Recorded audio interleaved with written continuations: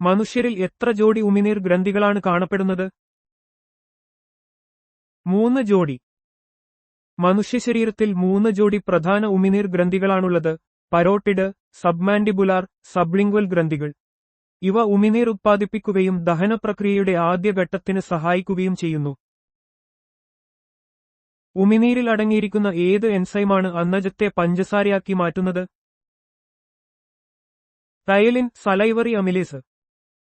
Ptyalin അഥവാ salivary amylase ഉമിനീരിലുള്ള ഒരു എൻസൈമാണ്.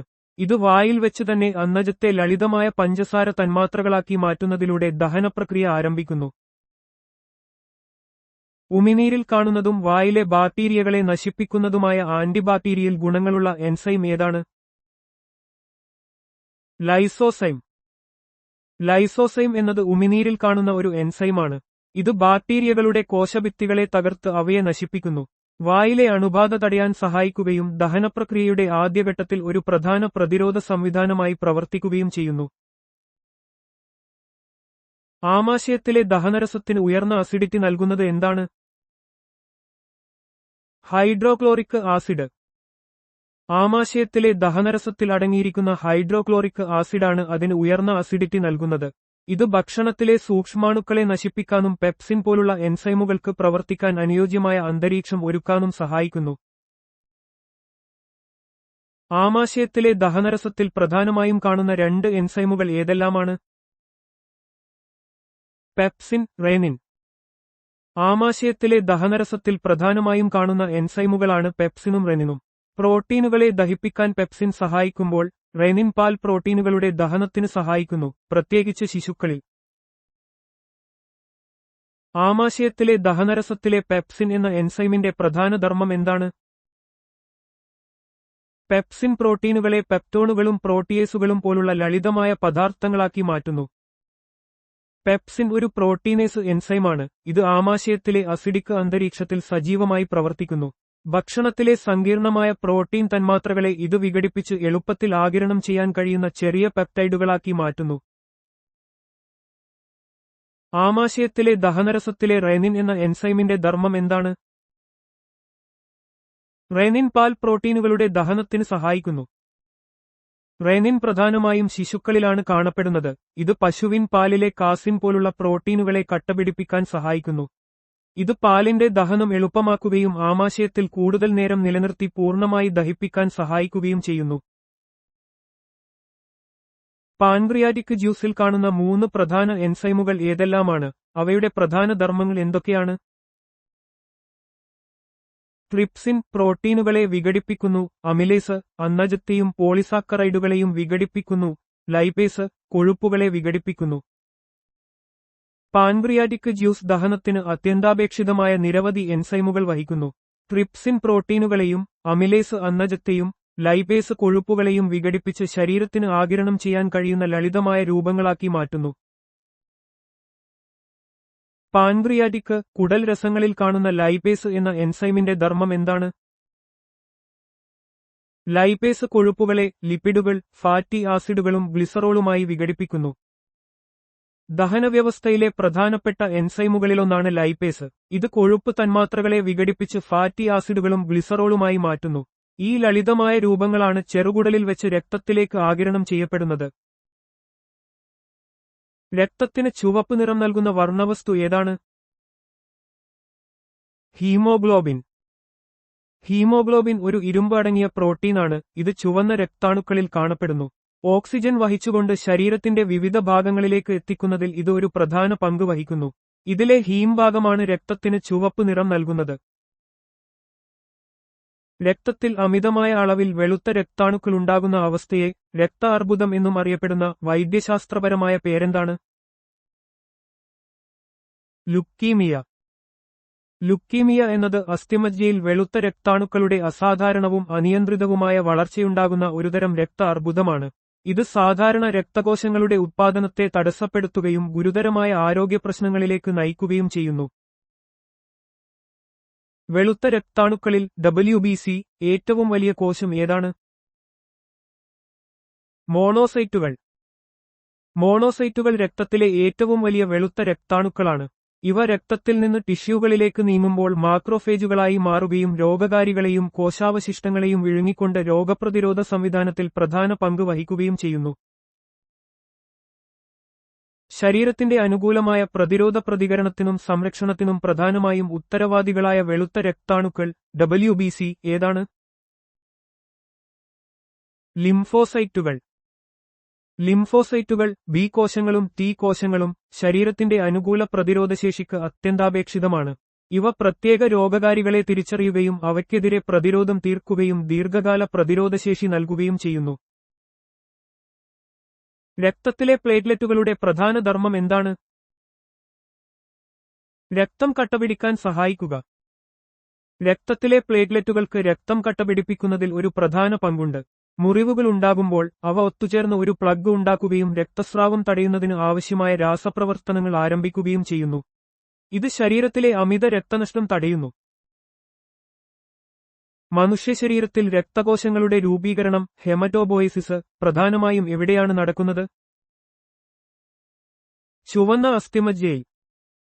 ചുവന്ന അസ്ഥിമജ്ജയാണ് മനുഷ്യശരീരത്തിൽ എല്ലാത്തരം രക്തകോശങ്ങളും ചുവന്ന രക്താണുക്കൾ, വെളുത്ത രക്താണുക്കൾ, പ്ലേറ്റ്ലെറ്റുകൾ ഉത്പാദിപ്പിക്കുന്ന പ്രധാന സ്ഥലം. ഈ പ്രക്രിയയെ ഹെമറ്റോബോയിസിസ് എന്ന് പറയുന്നു. ഇത് എല്ലായ്പ്പോഴും പുതിയ രക്തകോശങ്ങൾ ഉണ്ടാക്കുന്നു. ശരീരത്തിലെ രക്തബാങ്ക് എന്ന് അറിയപ്പെടുന്ന അധിക രക്തം ശേഖരിക്കപ്പെടുന്ന അവയവം ഏതാണ്? പ്ലീഹ. പ്ലീഹയെ പലപ്പോഴും ശരീരത്തിലെ രക്തബാങ്ക് എന്ന് വിശേഷിപ്പിക്കാറുണ്ട്. ഇത് രക്തം സംഭരിക്കുകയും പഴയതും കേടായതുമായ ചുവന്ന രക്താണുക്കളെ നീക്കം ചെയ്യുകയും ചെയ്യുന്നു. കൂടാതെ രോഗപ്രതിരോധ സംവിധാനത്തിൽ ഇത് ഒരു പ്രധാന പങ്ക് വഹിക്കുന്നു. മനുഷ്യശരീരത്തിലെ ചുവന്ന രക്താണുക്കളുടെ RBC ശരാശരി ആയുസ് എത്രയാണ്? ഏകദേശം 120 ദിവസം. ചുവന്ന രക്താണുക്കൾക്ക് ഏകദേശം 120 ദിവസത്തെ ആയുസ്സുണ്ട്. ഈ കാലയളവിന് ശേഷം അവയെ പ്ലീഹയിലും കരളിലും വെച്ച് നശിപ്പിക്കുകയും പുതിയ രക്താണുക്കൾ ചുവന്ന അസ്ഥിമജ്ജയിൽ രൂപപ്പെടുകയും ചെയ്യുന്നു.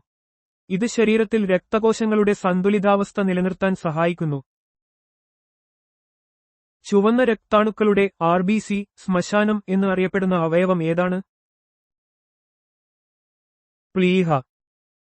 പഴയതും കേടായതുമായ ചുവന്ന രക്താണുക്കളെ നീക്കം ചെയ്യുകയും പുനരുപയോഗം ചെയ്യുകയും ചെയ്യുന്നതിനാലാണ് പ്ലീഹയെ ചുവന്ന രക്താണുക്കളുടെ ശ്മശാനം എന്ന് വിശേഷിപ്പിക്കുന്നത്. ഇത് രക്തത്തിലെ മാലിന്യങ്ങളെ നീക്കം ചെയ്യുന്നതിൽ പ്രധാന പങ്ക് വഹിക്കുന്നു. ചുവന്ന രക്താണുക്കളുടെ RBCs എണ്ണം നിർണ്ണയിക്കാൻ ഉപയോഗിക്കുന്ന ഉപകരണം ഏതാണ്?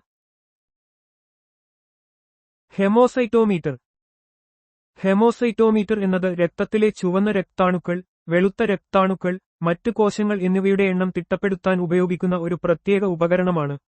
ഇത് രക്തത്തിലെ കോശങ്ങളുടെ സാന്ദ്രത കൃത്യമായി അളക്കാൻ സഹായിക്കുന്നു. ഇത് രോഗനിർണയത്തിന് പ്രധാനമാണ്. രക്തത്തിലെ പ്ലേറ്റ്ലെറ്റുകളുടെ മറ്റൊരു പേരെന്ത്? ത്രോംബോസൈറ്റുകൾ.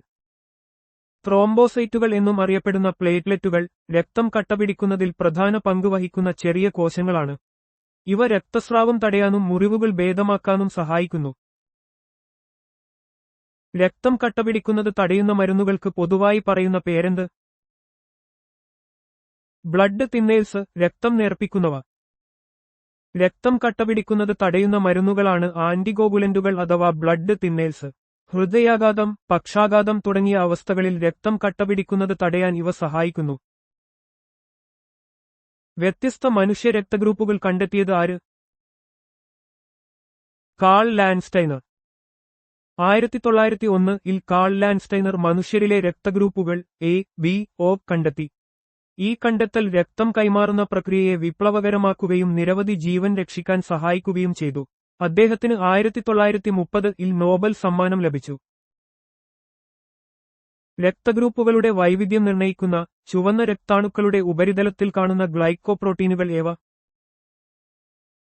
ആന്റിജനുകൾ. ചുവന്ന രക്താണുക്കളുടെ ഉപരിതലത്തിൽ കാണുന്ന ആന്റിജനുകളാണ് A, B ഒരു വ്യക്തിയുടെ രക്തഗ്രൂപ്പ് നിർണ്ണയിക്കുന്നത്. ഈ ആന്റിജനുകളാണ് രക്തം കൈമാറ്റം ചെയ്യുമ്പോൾ പ്രതിപ്രവർത്തനങ്ങൾ ഉണ്ടാകാനുള്ള കാരണം. ഏത് മനുഷ്യ രക്തഗ്രൂപ്പാണ് യൂണിവേഴ്സൽ റെസിപ്പിയന്റ്, ഏത് ഗ്രൂപ്പിൽ നിന്നും രക്തം സ്വീകരിക്കാൻ കഴിയുന്നത് എന്നറിയപ്പെടുന്നത്? രക്തഗ്രൂപ്പ് AB. AB രക്തഗ്രൂപ്പുള്ള വ്യക്തികൾക്ക് മറ്റ് ഏത് രക്തഗ്രൂപ്പിൽ നിന്നുമുള്ള രക്തം സ്വീകരിക്കാൻ കഴിയും, കാരണം അവരുടെ രക്തത്തിൽ AB ആന്റിജനുകൾ ഉള്ളതിനാൽ പ്ലാസ്മയിൽ A അല്ലെങ്കിൽ B ആന്റിബോഡികളില്ല. ഇത് അവരെ യൂണിവേഴ്സൽ റെസിപ്പിയന്റ് ആക്കുന്നു. ഏത് മനുഷ്യ രക്തഗ്രൂപ്പാണ് യൂണിവേഴ്സൽ ഡോണർ, ഏത് ഗ്രൂപ്പിലേക്കും രക്തം ദാനം ചെയ്യാൻ കഴിയുന്നത് എന്നറിയപ്പെടുന്നത്? രക്തഗ്രൂപ്പ് O നെഗറ്റീവ് രക്തഗ്രൂപ്പ് ഉള്ളവർക്ക് എല്ലാ രക്തഗ്രൂപ്പുകാർക്കും രക്തം ദാനം ചെയ്യാൻ കഴിയും, കാരണം അവരുടെ ചുവന്ന രക്താണുക്കളിൽ A അല്ലെങ്കിൽ B ആന്റിജനുകളില്ല. അതുകൊണ്ട് O ഗ്രൂപ്പിനെ യൂണിവേഴ്സൽ ഡോണർ എന്ന് വിളിക്കുന്നു. രക്തത്തിലെ RH ഘടകം കണ്ടെത്തിയത് ആര്? ലാൻഡ്സ്റ്റൈനറും വീനറും. കാൾ ലാൻഡ്സ്റ്റൈനറും അലക്സാണ്ടർ എസ്. വീനറും ചേർന്നാണ് 1940-ൽ രക്തത്തിലെ RH ഘടകം കണ്ടെത്തിയത്.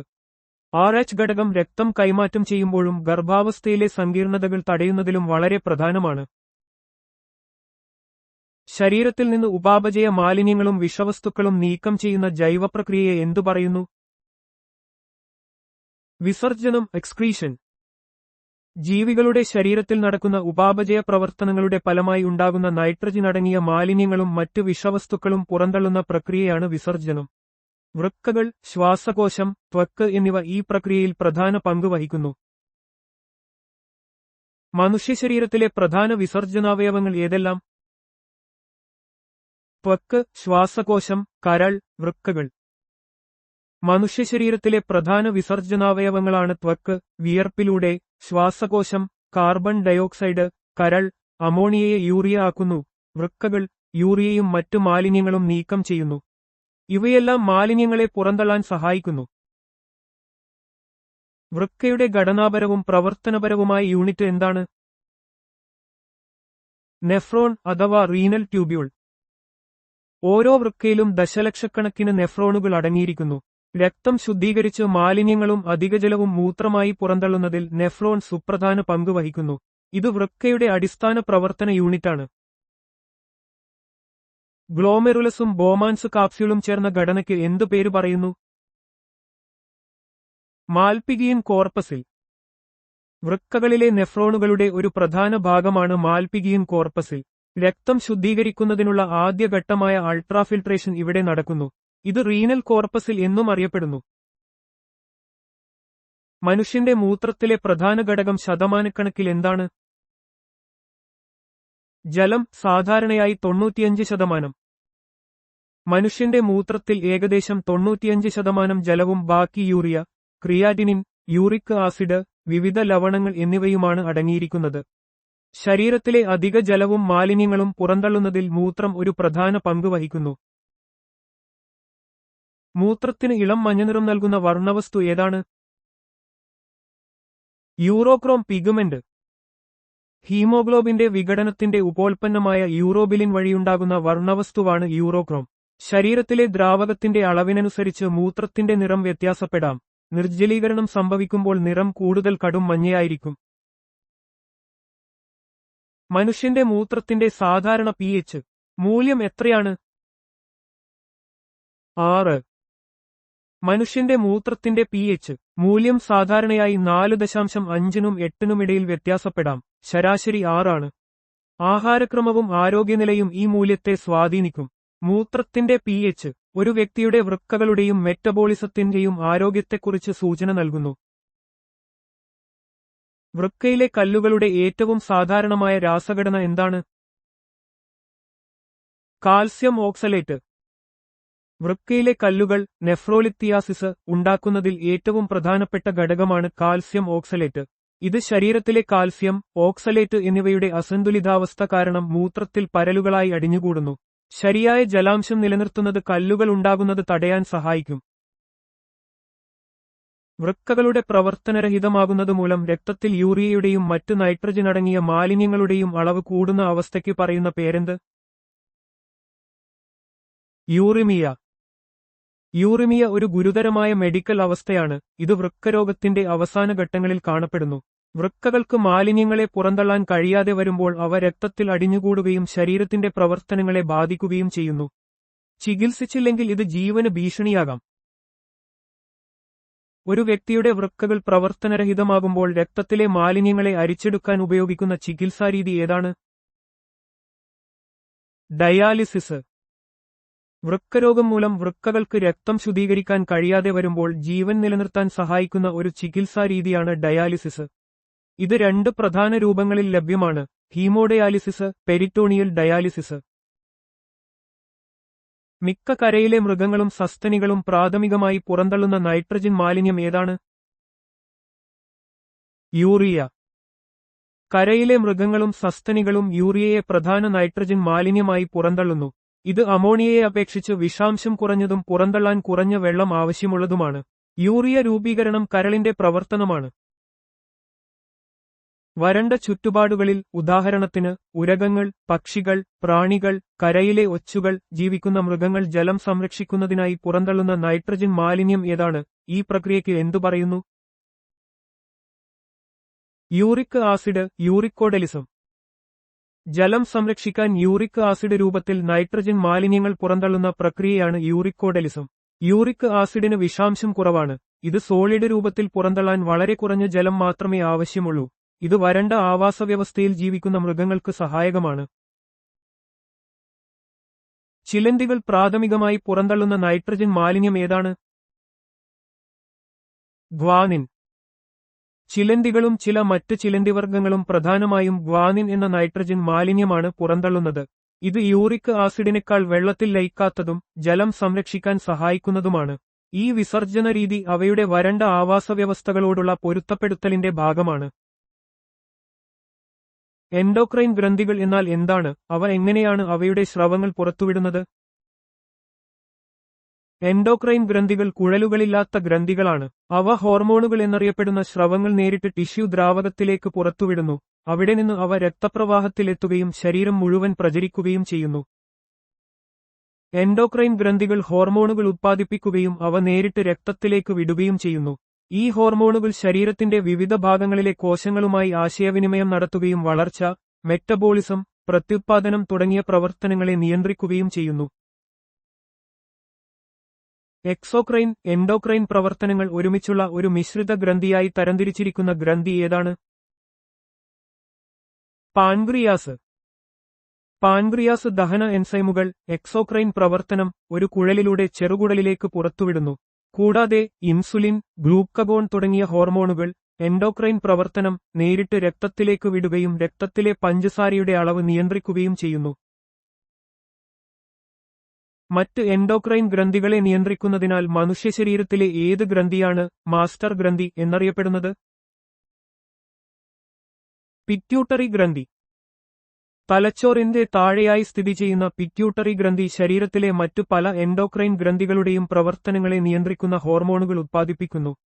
അതിനാൽ ഇത് ശരീരത്തിന്റെ ഹോർമോൺ വ്യവസ്ഥയുടെ മാസ്റ്റർ ഗ്രന്ഥിയായി കണക്കാക്കപ്പെടുന്നു. സോമാറ്റോട്രോപിൻ അഥവാ ഗ്രോത്ത് ഹോർമോൺ GH അല്ലെങ്കിൽ STH-ന്റെ പ്രധാന ധർമ്മം എന്താണ്? ഇത് ശരീരത്തിന്റെ വളർച്ച, പ്രധാനമായും അസ്ഥികളുടെ വളർച്ച എന്നിവയെ നിയന്ത്രിക്കുന്നു. പിറ്റ്യൂട്ടറി ഗ്രന്ഥി ഉത്പാദിപ്പിക്കുന്ന സോമാറ്റോട്രോപിൻ, പ്രോട്ടീൻ ഉത്പാദനം, ഫാറ്റി ആസിഡുകളുടെ വിഘടനം, അസ്ഥികളുടെയും പേശികളുടെയും വളർച്ച എന്നിവയെ പ്രോത്സാഹിപ്പിക്കുന്നു. കുട്ടികളിൽ ഇതിന്റെ കുറവ് കുള്ളൻ അവസ്ഥയ്ക്കും അമിതത്വം ഭീമാകാരത്വത്തിനും കാരണമാകുന്നു. പിറ്റ്യൂട്ടറി ഗ്രന്ഥി സ്രവിക്കുന്ന തൈറോയിഡ് സ്റ്റിമുലേറ്റിംഗ് ഹോർമോൺ TSH-ന്റെ പ്രധാന പങ്ക് എന്താണ്? ഇത് തൈറോയിഡ് ഗ്രന്ഥിയെ അതിന്റെ ഹോർമോണുകൾ സ്രവിക്കാൻ ഉത്തേജിപ്പിക്കുന്നു. TSH തൈറോയിഡ് ഗ്രന്ഥിയുടെ വളർച്ചയെയും തൈറോക്സിൻ, ട്രൈയഡോതൈറോണിൻ തുടങ്ങിയ തൈറോയിഡ് ഹോർമോണുകളുടെ ഉത്പാദനത്തെയും പുറത്തുവിടലിനെയും നിയന്ത്രിക്കുന്നു. ഈ തൈറോയിഡ് ഹോർമോണുകൾ ശരീരത്തിന്റെ മെറ്റബോളിസം, ഊർജ്ജ ഉത്പാദനം, വളർച്ച എന്നിവയിൽ പ്രധാന പങ്ക് വഹിക്കുന്നു. അഡ്രീനൽ കോർട്ടെക്സിൽ നിന്നുള്ള ഹോർമോൺ ഉത്പാദനം നിയന്ത്രിക്കുന്ന പിറ്റ്യൂട്ടറി ഹോർമോൺ ഏതാണ്? അഡ്രീനോകോർട്ടിക്കോട്രോപിക് ഹോർമോൺ ACTH. ACTH അഡ്രീനോകോർട്ടിക്കോട്രോപിക് ഹോർമോൺ എന്നറിയപ്പെടുന്നു. ഇത് പിറ്റ്യൂട്ടറി ഗ്രന്ഥി ഉത്പാദിപ്പിക്കുന്ന ഒരു ഹോർമോണാണ്. ഇത് അഡ്രീനൽ കോർട്ടെക്സിനെ കോർട്ടിസോൾ പോലുള്ള ഹോർമോണുകൾ ഉത്പാദിപ്പിക്കാൻ പ്രേരിപ്പിക്കുന്നു. ശരീരത്തിന്റെ പ്രതികരണം സമ്മർദ്ദത്തോടും ഉപാപചയ പ്രവർത്തനങ്ങളോടും ഇത് നിയന്ത്രിക്കുന്നു. മുൻ പിറ്റ്യൂട്ടറി ഗ്രന്ഥി സ്രവിക്കുന്ന ഏത് ഹോർമോണാണ് സ്തനങ്ങളിൽ നിന്ന് പാൽ സ്രവിക്കുന്നതിനെ ഉത്തേജിപ്പിക്കുന്നത്? Luteotropic hormone LTH. Luteotropic hormone LTH prolactin എന്നും അറിയപ്പെടുന്നു. ഇത് മുൻ പിറ്റ്യൂട്ടറി ഗ്രന്ഥി ഉത്പാദിപ്പിക്കുന്ന ഒരു ഹോർമോണാണ്. ഇത് പ്രസവാനന്തരം പാൽ ഉത്പാദനത്തെയും സ്രവണത്തെയും ഉത്തേജിപ്പിക്കുന്നു. പുരുഷന്മാരിലും സ്ത്രീകളിലും ഫോളിക്കിൾ സ്റ്റിമുലേറ്റിംഗ് ഹോർമോണിന്റെ FSH പ്രവർത്തനങ്ങൾ എന്തൊക്കെയാണ്? പുരുഷന്മാരിൽ FSH സെമിനിഫറസ് ട്യൂബുകളുടെ വളർച്ചയെയും സ്പെർമാറ്റോജെനിസിസിനെയും ഉത്തേജിപ്പിക്കുന്നു. സ്ത്രീകളിൽ ഇത് അണ്ഡാശയ ഫോളിക്കിളുകളുടെ വളർച്ചയെയും വികാസത്തെയും ഊജെനിസിസിനെയും ഈസ്ട്രജൻ സ്രവണത്തെയും പ്രോത്സാഹിപ്പിക്കുന്നു. FSH ഫോളിക്കിൾ സ്റ്റിമുലേറ്റിംഗ് ഹോർമോൺ ലൈംഗികാവയവങ്ങളുടെ പ്രവർത്തനത്തിൽ പ്രധാന പങ്ക് വഹിക്കുന്നു. പുരുഷന്മാരിൽ ബീജോൽപാദനത്തെയും സ്ത്രീകളിൽ അണ്ഡോൽപാദനത്തെയും ഇത് സഹായിക്കുന്നു. ഇത് പുനരുൽപാദന ആരോഗ്യത്തിന് നിർണായകമാണ്. പുരുഷന്മാരിൽ ല്യൂട്ടിനൈസിംഗ് ഹോർമോണിന്റെ LH പ്രധാന ധർമ്മം എന്താണ്? ഇത് പുരുഷ ഹോർമോണായ ടെസ്റ്റോസ്റ്റിറോണിന്റെ ഉത്പാദനത്തെ ഉത്തേജിപ്പിക്കുന്നു. LH ല്യൂട്ടിനൈസിംഗ് ഹോർമോൺ പുരുഷന്മാരിൽ വൃഷണങ്ങളിലെ ലേഡിക കോശങ്ങളിൽ നിന്ന് ടെസ്റ്റോസ്റ്റിറോൺ എന്ന ഹോർമോൺ ഉത്പാദിപ്പിക്കാൻ സഹായിക്കുന്നു. ഇത് പുരുഷ പ്രത്യുത്പാദന വ്യവസ്ഥയിലെ ഒരു പ്രധാന ഹോർമോണാണ്. സ്ത്രീകളിൽ അണ്ഡോൽപാദനത്തെയും സ്ത്രീ ഹോർമോൺ സ്രവണത്തെയും ഉത്തേജിപ്പിക്കുന്ന രണ്ട് പിറ്റ്യൂട്ടറി ഹോർമോണുകൾ ഏവയാണ്? Luteinizing hormone LH, follicle stimulating hormone FSH. സ്ത്രീകളുടെ പ്രത്യുത്പാദന ചക്രത്തിൽ LH-ഉം FSH-ഉം നിർണായക പങ്ക് വഹിക്കുന്നു. FSH അണ്ഡാശയ ഫോളിക്കിളുകളുടെ വളർച്ചയെ പ്രോത്സാഹിപ്പിക്കുമ്പോൾ LH അണ്ഡോൽപാദനത്തെയും കോർപ്പസ് ല്യൂട്ടിയം രൂപീകരണത്തെയും ഈസ്ട്രജൻ, പ്രോജസ്റ്ററോൺ തുടങ്ങിയ സ്ത്രീ ഹോർമോണുകളുടെ ഉത്പാദനത്തെയും ഉത്തേജിപ്പിക്കുന്നു. ആന്റിഡയൂർട്ടിക് ഹോർമോൺ ADH എന്ന പേരിലും അറിയപ്പെടുന്ന ഹോർമോൺ ഏതാണ്? അതിന്റെ പ്രധാന ധർമ്മം എന്താണ്? വാസോപ്രസിൻ വൃക്കയിലെ റീനൽ ട്യൂബുകളിൽ നിന്ന് വെള്ളം പുനരാകിരണം ചെയ്യുന്നത് വർദ്ധിപ്പിക്കുകയും അതുവഴി ശരീരത്തിലെ ജലാംശം നിലനിർത്തുകയും ചെയ്യുക എന്നതാണ് ഇതിന്റെ പ്രധാന ധർമ്മം. വാസോപ്രസിൻ അഥവാ ADH പിറ്റ്യൂട്ടറി ഗ്രന്ഥി പുറത്തുവിടുന്ന ഒരു ഹോർമോണാണ്. ഇത് ശരീരത്തിലെ ജലാംശം നിയന്ത്രിക്കുന്നതിൽ പ്രധാന പങ്ക് വഹിക്കുന്നു. വൃക്കകൾ കൂടുതൽ വെള്ളം നിലനിർത്താൻ സഹായിക്കുന്നു. ഇതിന്റെ അഭാവം ഡയബറ്റിസ് ഇൻസിപിഡസ് എന്ന അവസ്ഥയിലേക്ക് നയിക്കാം. പ്രസവം, സുഖപ്രസവം, മുലയൂട്ടൽ എന്നിവയിൽ പ്രധാന പങ്ക് വഹിക്കുന്നതും ഹൈപ്പോതലാമസിൽ ഉത്പാദിപ്പിക്കപ്പെട്ട് പിറ്റ്യൂട്ടറി ഗ്രന്ഥിയിൽ സംഭരിച്ച് പുറത്തുവിടുന്നതുമായ ഹോർമോൺ ഏതാണ്? ഓക്സിഡോസിൻ. ഓക്സിഡോസിൻ സ്നേഹ ഹോർമോൺ എന്നും അറിയപ്പെടുന്നു. ഇത് പ്രസവസമയത്ത് ഗർഭപാത്രത്തിന്റെ സങ്കോചങ്ങളെ ഉത്തേജിപ്പിക്കുകയും മുലയൂട്ടലിന് സഹായിക്കുകയും ചെയ്യുന്നു. ഹൈപ്പോതലാമസിൽ ഉത്പാദിപ്പിക്കപ്പെടുന്ന ഇത് പിറ്റ്യൂട്ടറി ഗ്രന്ഥിയിൽ സംഭരിക്കുകയും ആവശ്യാനുസരണം പുറത്തുവിടുകയും ചെയ്യുന്നു. സാമൂഹിക ബന്ധങ്ങളിലും ഇത് പങ്ക് വഹിക്കുന്നു. തൈറോയിഡ് ഗ്രന്ഥി സ്രവിക്കുന്ന ഹോർമോണുകൾ ഏവയാണ്? അവയുടെ പ്രധാന ധർമ്മം എന്താണ്? തൈറോയിഡ് ഗ്രന്ഥി ടെട്രായോഡോതൈറോണിൻ T4 അഥവാ തൈറോക്സിൻ, ട്രയോഡോതൈറോണിൻ T3 എന്നിവ സ്രവിക്കുന്നു. ഇവ പ്രാഥമികമായി ഊർജ്ജ ഉൽപാദനത്തിന്റെ നിരക്കും അടിസ്ഥാന ഉപാപചയ നിരക്കും വർദ്ധിപ്പിക്കുന്നു. T3, T4 എന്നിവ തൈറോയിഡ് ഗ്രന്ഥി ഉത്പാദിപ്പിക്കുന്ന പ്രധാന ഹോർമോണുകളാണ്. ശരീരത്തിന്റെ ഉപാപചയ പ്രവർത്തനങ്ങൾ നിയന്ത്രിക്കുന്നതിൽ ഇവയ്ക്ക് നിർണായക പങ്കുണ്ട്. ശാരീരിക വളർച്ച, വികസനം, ഊർജ്ജ ഉത്പാദനം എന്നിവയ്ക്ക് ഈ ഹോർമോണുകൾ അത്യന്താപേക്ഷിതമാണ്. തൈറോയിഡ് ഹോർമോണുകളുടെ കുറഞ്ഞ സ്രവണം മൂലം മുതിർന്നവരിലുണ്ടാകുന്ന രോഗം ഏതാണ്? ഇത് ഉപാപചയ നിരക്ക് കുറയുന്നതിനും അകാല വാർദ്ധക്യത്തിന്റെ ലക്ഷണങ്ങൾക്കും കാരണമാകുന്നു. മിക്സഡീമ. ഹൈപ്പോതൈറോയിഡിസം എന്ന അവസ്ഥയുടെ ഗുരുതരമായ രൂപമാണ് മിക്സഡീമ. തൈറോയിഡ് ഹോർമോണുകളുടെ ഉത്പാദനം ഗണ്യമായി കുറയുന്നതിനാൽ ശരീരത്തിലെ ഉപാപചയ പ്രവർത്തനങ്ങൾ മന്ദഗതിയിലാകുന്നു. ഇത് ക്ഷീണം, വരണ്ട ചർമ്മം, തണുപ്പ് സഹിക്കാൻ കഴിയാത്ത അവസ്ഥ, ഭാരം കൂടുക തുടങ്ങിയ ലക്ഷണങ്ങൾക്ക് കാരണമാകുന്നു. ഭ്രൂണാവസ്ഥയിലോ ബാല്യത്തിലോ തൈറോയിഡ് ഹോർമോണുകളുടെ കുറഞ്ഞ സ്രവണം മൂലം കുട്ടികളിൽ മാനസികവും ശാരീരികവുമായ വളർച്ചാ മുരടിപ്പ് ഉണ്ടാക്കുന്ന അവസ്ഥ ഏതാണ്?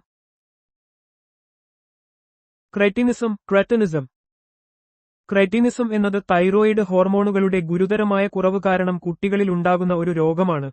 ഇത് മാനസികവും ശാരീരികവുമായ വളർച്ചയെ സാരമായി ബാധിക്കുകയും കുട്ടികളിൽ ബുദ്ധിമാന്ദ്യം, മുരടിച്ച വളർച്ച, മറ്റു വികാസപരമായ പ്രശ്നങ്ങൾ എന്നിവയ്ക്ക് കാരണമാകുകയും ചെയ്യും. തൈറോയിഡ് ഗ്രന്ഥിയുടെ വലുപ്പക്കൂടുതലായ സാധാരണ ഗോയിറ്റർ അല്ലെങ്കിൽ സിമ്പിൾ ഗോയിറ്റർ എന്നിവയുടെ പ്രധാന കാരണം എന്താണ്? ഭക്ഷണത്തിൽ അയഡിന്റെ അഭാവം. ഗോയിറ്റർ എന്നത് തൈറോയിഡ് ഗ്രന്ഥിയുടെ അസാധാരണമായ വളർച്ചയാണ്. ഇതിന് പ്രധാന കാരണം ഭക്ഷണത്തിൽ അയഡിന്റെ കുറവാണ്. അയഡിൻ തൈറോക്സിൻ ഹോർമോൺ ഉത്പാദനത്തിന് അത്യാവശ്യമാണ്. ഇതിന്റെ അഭാവം ഗ്രന്ഥിയെ വലുതാക്കുന്നു. ഇത് ലോകമെമ്പാടുമുള്ള ദശലക്ഷക്കണക്കിന് ആളുകളെ ബാധിക്കുന്ന ഒരു സാധാരണ ആരോഗ്യ പ്രശ്നമാണ്. തൈറോയിഡ് ഗ്രന്ഥിയുടെ കേടുപാടുകൾ അല്ലെങ്കിൽ അമിതമായ ഹൈപ്പോസെക്രീഷൻ കാരണം ചിലപ്പോൾ തൈറോയിഡിന്റെ ആത്മഹത്യ എന്ന് വിശേഷിപ്പിക്കപ്പെടുന്ന ഓട്ടോ ഇമ്മ്യൂൺ രോഗം ഏതാണ്? ഹാഷിമോട്ടോസ് രോഗം. ഹാഷിമോട്ടോസ് രോഗം തൈറോയിഡ് ഗ്രന്ഥിയെ ബാധിക്കുന്ന ഒരു ഓട്ടോ ഇമ്മ്യൂൺ അവസ്ഥയാണ്.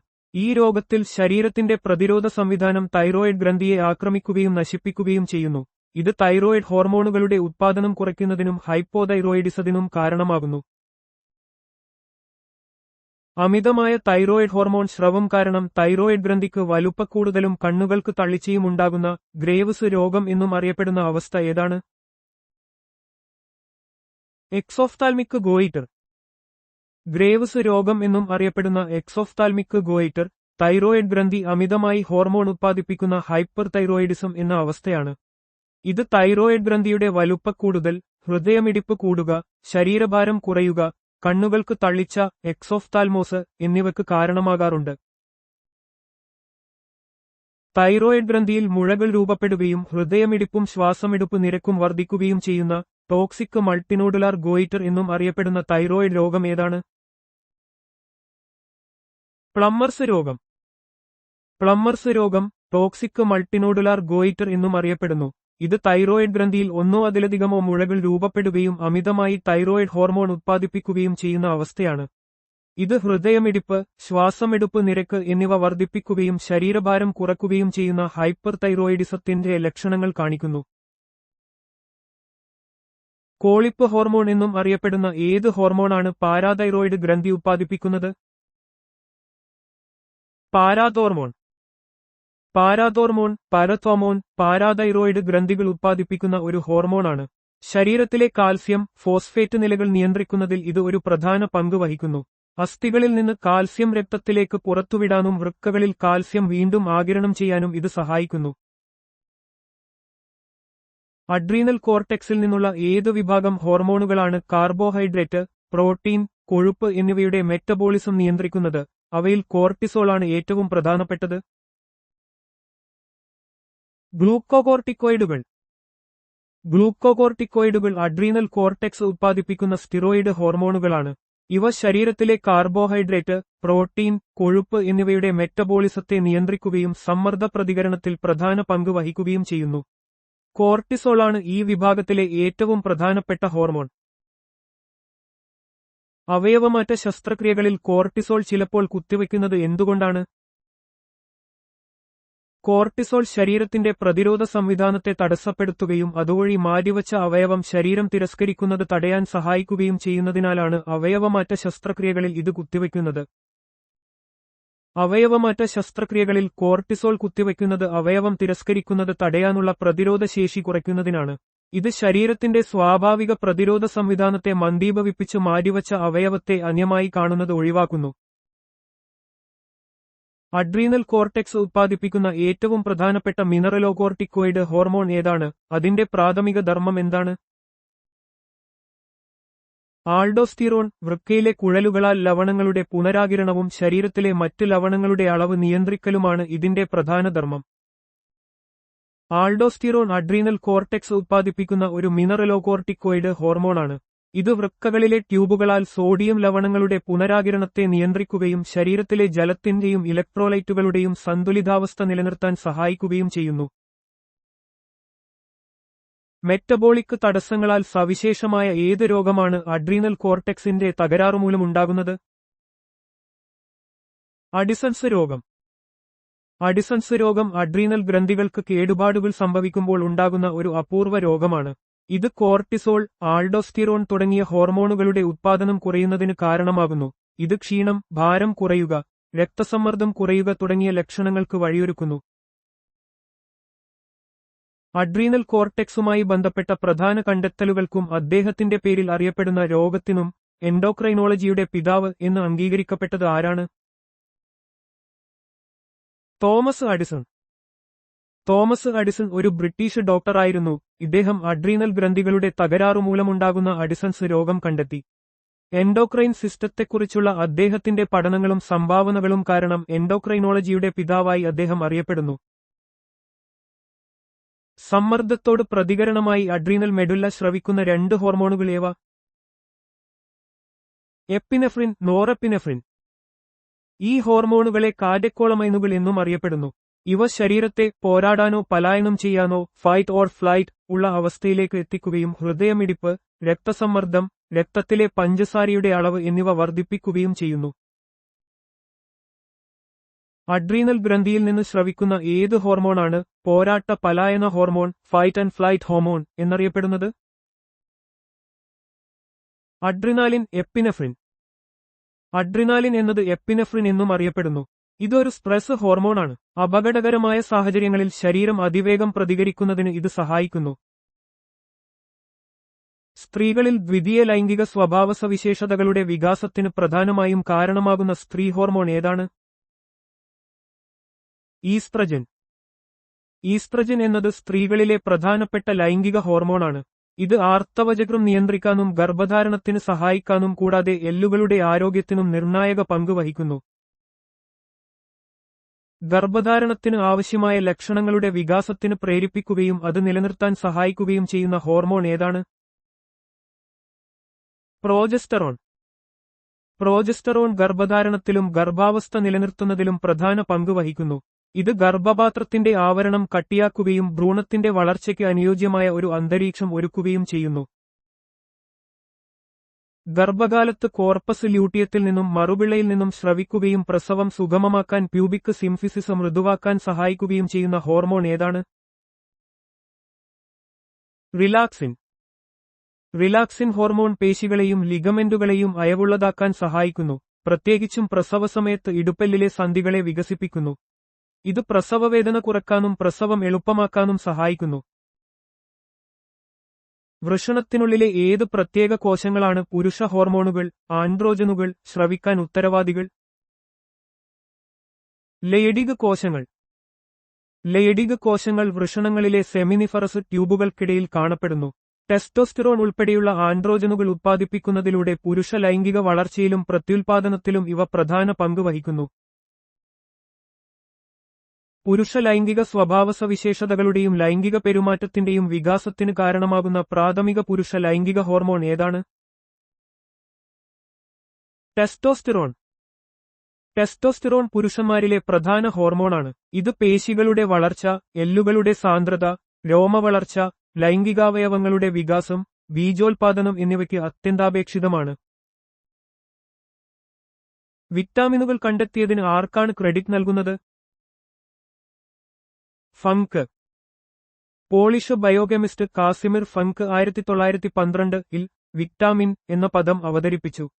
അദ്ദേഹം അരി തവിട്ടിൽ നിന്ന് ബെറിബെറി രോഗത്തെ ചികിത്സിക്കാൻ സഹായിക്കുന്ന ഒരു പദാർത്ഥം വേർതിരിച്ചെടുത്തതിലൂടെയാണ് ഈ കണ്ടെത്തൽ നടത്തിയത്. ലേത്വം അടിസ്ഥാനമാക്കി വിറ്റാമിനുകളെ എങ്ങനെയാണ് തരംതിരിക്കുന്നത്? വിറ്റാമിനുകളെ ജലത്തിൽ ലയിക്കുന്നവ വിറ്റാമിൻ ബി, സി, കൊഴുപ്പിൽ ലയിക്കുന്നവ vitamin A, D, E, K എന്നിങ്ങനെ പ്രധാനമായും 2 വിഭാഗങ്ങളായി തിരിക്കുന്നു. ജലത്തിൽ ലയിക്കുന്ന വിറ്റാമിനുകൾ ശരീരത്തിൽ സംഭരിക്കപ്പെടാത്തതിനാൽ പതിവായി കഴിക്കണം.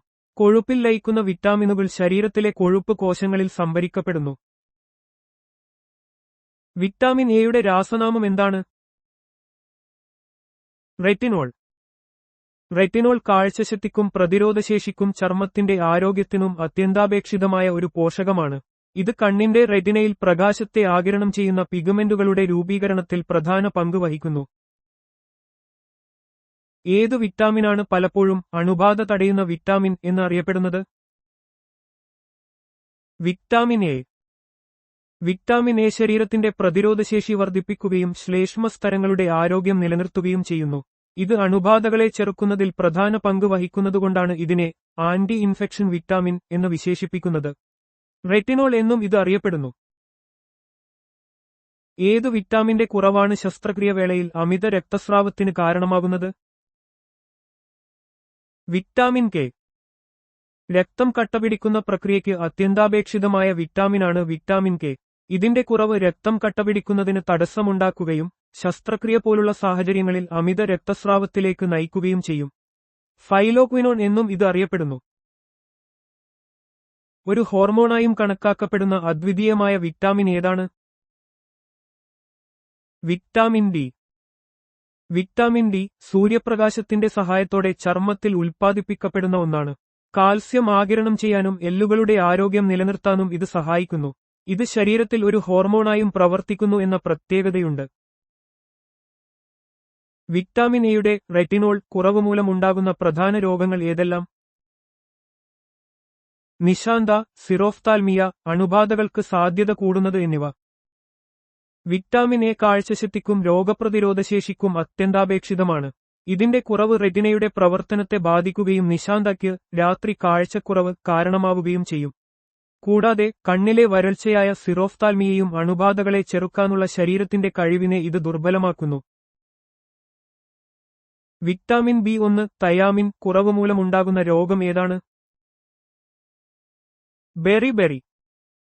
കാർബോഹൈഡ്രേറ്റുകൾ ഊർജ്ജമാക്കി മാറ്റുന്ന പ്രക്രിയയിൽ വിറ്റാമിൻ ബി1 തയാമിൻ നിർണായക പങ്ക് വഹിക്കുന്നു.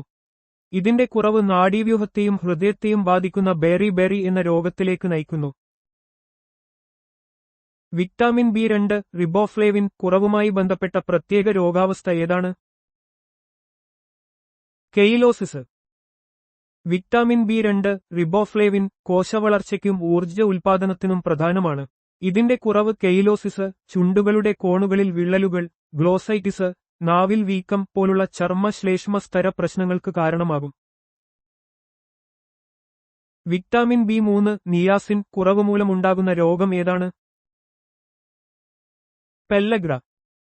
വിറ്റാമിൻ ബി3 നിയാസിൻ ഊർജ്ജ ഉൽപാദനത്തിലും DNA റിപ്പയറിലും പ്രധാന പങ്ക് വഹിക്കുന്നു. ഇതിന്റെ ഗുരുതരമായ കുറവ് 4D രോഗലക്ഷണങ്ങളുള്ള പെല്ലഗ്ര എന്ന രോഗത്തിന് കാരണമാകുന്നു. ഡെർമറ്റൈറ്റിസ്, ചർമ്മരോഗം, വയറിളക്കം, ഡയറിയ, ഡിമെൻഷ്യ, ഓർമ്മക്കുറവ്, മരണം, ഡെത്ത്.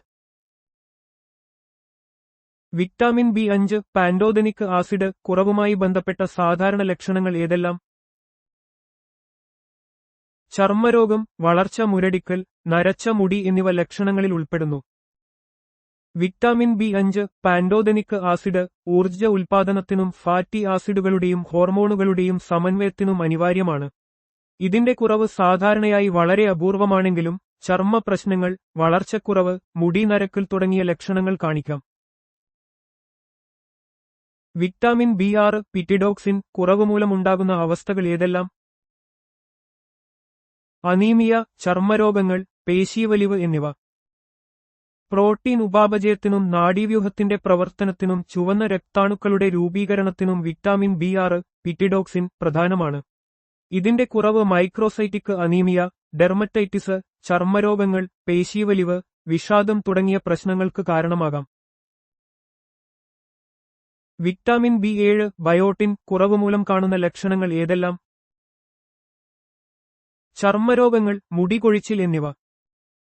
വിറ്റാമിൻ ബി7 ബയോട്ടിൻ ഫാറ്റി ആസിഡുകൾ, കാർബോഹൈഡ്രേറ്റുകൾ, അമിനോ ആസിഡുകൾ എന്നിവയുടെ ഉപാപചയത്തിൽ പ്രധാന പങ്ക് വഹിക്കുന്നു. ഇതിന്റെ കുറവ് താരതമ്യേന അപൂർവമാണെങ്കിലും ചർമ്മരോഗങ്ങൾ, ഡെർമറ്റൈറ്റിസ്, മുടി കൊഴിച്ചിൽ, നാഡീസംബന്ധമായ പ്രശ്നങ്ങൾ എന്നിവയ്ക്ക് കാരണമാകാം. പരിസ്ഥിതി എൻവയറൺമെന്റ് എന്ന വാക്ക് ഏത് ഫ്രഞ്ച് വാക്കിൽ നിന്നാണ് ഉത്ഭവിച്ചത്? അതിനർത്ഥം എന്താണ്? എൻവിറോൺ എൻവയറൻ അർത്ഥം ചുറ്റും നിൽക്കുക അല്ലെങ്കിൽ ചുറ്റിപ്പിടിക്കുക. പരിസ്ഥിതി എന്ന വാക്ക് ഫ്രഞ്ച് ഭാഷയിലെ എൻവയറൻ എന്ന വാക്കിൽ നിന്നാണ് ഉരുത്തിരിഞ്ഞത്. ഇതിനർത്ഥം ചുറ്റും നിൽക്കുക അല്ലെങ്കിൽ ചുറ്റിപ്പിടിക്കുക എന്നാണ്. ഇത് ഒരു ജീവിയെ ചുറ്റിപ്പറ്റിയുള്ള സാഹചര്യങ്ങളെയും സ്വാധീനങ്ങളെയും സൂചിപ്പിക്കുന്നു. പരിസ്ഥിതി പഠനത്തിന്റെ അടിസ്ഥാനപരമായ ഒരു കാര്യമാണിത്. പരിസ്ഥിതിശാസ്ത്രത്തിൽ പരിസ്ഥിതി എങ്ങനെ നിർവചിക്കപ്പെടുന്നു? ഒരു ജീവിയെ ചുറ്റിപ്പറ്റിയുള്ളതും അതിനെ സ്വാധീനിക്കുന്നതുമായ ജൈവവും അജൈവവുമായ ഘടകങ്ങളുടെ ആകെത്തുക. പരിസ്ഥിതിശാസ്ത്രത്തിൽ ഒരു ജീവിയുടെ പരിസ്ഥിതി എന്നത് അതിനെ ചുറ്റിപ്പറ്റിയുള്ള എല്ലാ ജൈവ, സസ്യങ്ങൾ, മൃഗങ്ങൾ, അജൈവ, താപനില, ജലം, മണ്ണ് ഘടകങ്ങളുടെയും ആകെത്തുകയാണ്. ഈ ഘടകങ്ങൾ ഒരു ജീവിയുടെ നിലനിൽപ്പിനെയും വളർച്ചയെയും പ്രത്യുൽപാദനത്തെയും നേരിട്ട് സ്വാധീനിക്കുന്നു. 1962 പ്രസിദ്ധീകരിച്ച ഒരു പ്രധാനപ്പെട്ട പരിസ്ഥിതിശാസ്ത്ര പുസ്തകം ഏതാണ്? അതിന്റെ രചയിതാവ് ആരായിരുന്നു? റേച്ചൽ കാൾസൺ രചിച്ച സൈലന്റ് സ്പ്രിംഗ്. റേച്ചൽ കാൾസൺ എഴുതിയ സൈലന്റ് സ്പ്രിംഗ് എന്ന പുസ്തകം 1962 പ്രസിദ്ധീകരിച്ചു. DDT പോലുള്ള കീടനാശിനികളുടെ ദോഷകരമായ സ്വാധീനത്തെക്കുറിച്ച് ഇത് ലോകത്തിന് മുന്നറിയിപ്പ് നൽകി. ആധുനിക പരിസ്ഥിതി പ്രസ്ഥാനത്തിന് ഇത് പ്രചോദനമായി. സുസ്ഥിര വികസനം എങ്ങനെ നിർവചിക്കപ്പെടുന്നു? വരും തലമുറകളുടെ ആവശ്യങ്ങൾ നിറവേറ്റാനുള്ള കഴിവിനെ വിട്ടുവീഴ്ച ചെയ്യാതെ വർത്തമാന തലമുറയുടെ ആവശ്യങ്ങൾ നിറവേറ്റുന്ന വികസനം. സുസ്ഥിര വികസനം എന്നത് ഇന്നത്തെ ആവശ്യങ്ങൾ നിറവേറ്റുന്നതിനൊപ്പം ഭാവി തലമുറകൾക്ക് അവരുടെ ആവശ്യങ്ങൾ നിറവേറ്റാനുള്ള കഴിവ് ഉറപ്പാക്കുന്ന വികസന സമീപനമാണ്. ഇത് സാമ്പത്തിക, സാമൂഹിക, പാരിസ്ഥിതിക വശങ്ങളെ സന്തുലിതമാക്കുന്നു. ഏത് റിപ്പോർട്ടാണ് സുസ്ഥിര വികസനം എന്ന പദം ആദ്യമായി ഉപയോഗിച്ചത്? അത് ഏതു വർഷമാണ് പ്രസിദ്ധീകരിച്ചത്? 1987 പ്രസിദ്ധീകരിച്ച നമ്മുടെ പൊതുഭാവി ആ കോമൺ ഫ്യൂച്ചർ എന്നറിയപ്പെടുന്ന ബ്രണ്ട്ലാൻഡ് റിപ്പോർട്ട്. 1987 പ്രസിദ്ധീകരിച്ച ബ്രണ്ട്ലാൻഡ് റിപ്പോർട്ട് അവർ കോമൺ ഫ്യൂച്ചർ ആണ് സുസ്ഥിര വികസനം എന്ന പദം ആദ്യമായി നിർവചിക്കുകയും ജനകീയമാക്കുകയും ചെയ്തത്. നോർവേയുടെ മുൻ പ്രധാനമന്ത്രി ഗ്രോ ഹാർലെം ബ്രണ്ട്ലാൻഡിന്റെ നേതൃത്വത്തിലുള്ള ലോക പരിസ്ഥിതി വികസന കമ്മീഷനാണ് WCED ഈ റിപ്പോർട്ട് തയ്യാറാക്കിയത്. പരിസ്ഥിതിയെക്കുറിച്ചുള്ള ഐക്യരാഷ്ട്രസഭയുടെ സമ്മേളനം എവിടെ, എപ്പോൾ നടന്നു? 1972 ജൂൺ 5 മുതൽ 6 വരെ തീയതികളിൽ സ്വീഡനിലെ സ്റ്റോക്ക്ഹോമിൽ. 1972 ജൂൺ 5 മുതൽ 6 വരെ തീയതികളിൽ സ്വീഡനിലെ സ്റ്റോക്ക്ഹോമിൽ വെച്ചാണ് ഐക്യരാഷ്ട്രസഭയുടെ പരിസ്ഥിതി സമ്മേളനം നടന്നത്.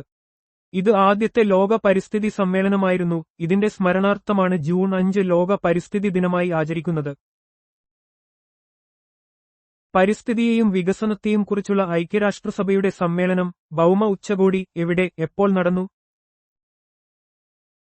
1992 ജൂൺ 3 മുതൽ 14 വരെ ബ്രസീലിലെ റിയോ ഡി ജനീറോയിൽ.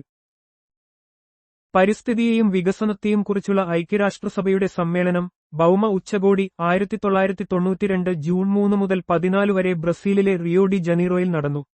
അജണ്ട 21 ജൈവവൈവിധ്യ കൺവെൻഷൻ, കാലാവസ്ഥാ വ്യതിയാനത്തെക്കുറിച്ചുള്ള UN ചട്ടക്കൂട് കൺവെൻഷൻ എന്നിവ ഈ ഉച്ചകോടിയിലെ പ്രധാന നേട്ടങ്ങളാണ്. സുസ്ഥിര വികസനത്തിനായുള്ള ലോക ഉച്ചകോടി എവിടെ, എപ്പോൾ നടന്നു? 2002 ഓഗസ്റ്റ് 26 മുതൽ സെപ്റ്റംബർ 4 വരെ ദക്ഷിണാഫ്രിക്കയിലെ ജോഹന്നാസ്ബർഗിൽ. 2002 ഓഗസ്റ്റ് 26 മുതൽ സെപ്റ്റംബർ 4 വരെ ദക്ഷിണാഫ്രിക്കയിലെ ജോഹന്നാസ്ബർഗിൽ വെച്ചാണ് സുസ്ഥിര വികസനത്തിനായുള്ള ലോക ഉച്ചകോടി നടന്നത്. റിയോ ഉച്ചകോടിയുടെ 10 വർഷത്തെ പുരോഗതി വിലയിരുത്താനും സുസ്ഥിര വികസന ലക്ഷ്യങ്ങൾക്കായി പുതിയ നടപടികൾ കൈക്കൊള്ളാനുമായിരുന്നു ഈ ഉച്ചകോടി. സുസ്ഥിര വികസനത്തിനായുള്ള UN സമ്മേളനം Rio+20 എവിടെ വെച്ച്, എപ്പോഴാണ് നടന്നത്?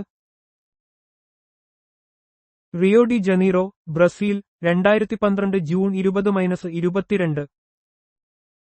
2012 ജൂണിൽ ബ്രസീലിലെ റിയോ ഡി ജനീറോയിൽ വെച്ച് നടന്ന സുസ്ഥിര വികസനത്തിനായുള്ള UN സമ്മേളനമാണ് Rio+20. 1992 ഭൗമ ഉച്ചകോടിയുടെ 20ാം വാർഷികം കൂടിയായ ഇത്, ഹരിത സമ്പദ്വ്യവസ്ഥ, സുസ്ഥിര വികസനത്തിനായുള്ള സ്ഥാപനപരമായ ചട്ടക്കൂട് എന്നിവയിൽ ശ്രദ്ധ കേന്ദ്രീകരിച്ചു. 2015 ഐക്യരാഷ്ട്രസഭയുടെ സുസ്ഥിര വികസന ഉച്ചകോടി എവിടെ വെച്ച്, എപ്പോഴാണ് നടന്നത്? New York, USA, 2015 September 25-27.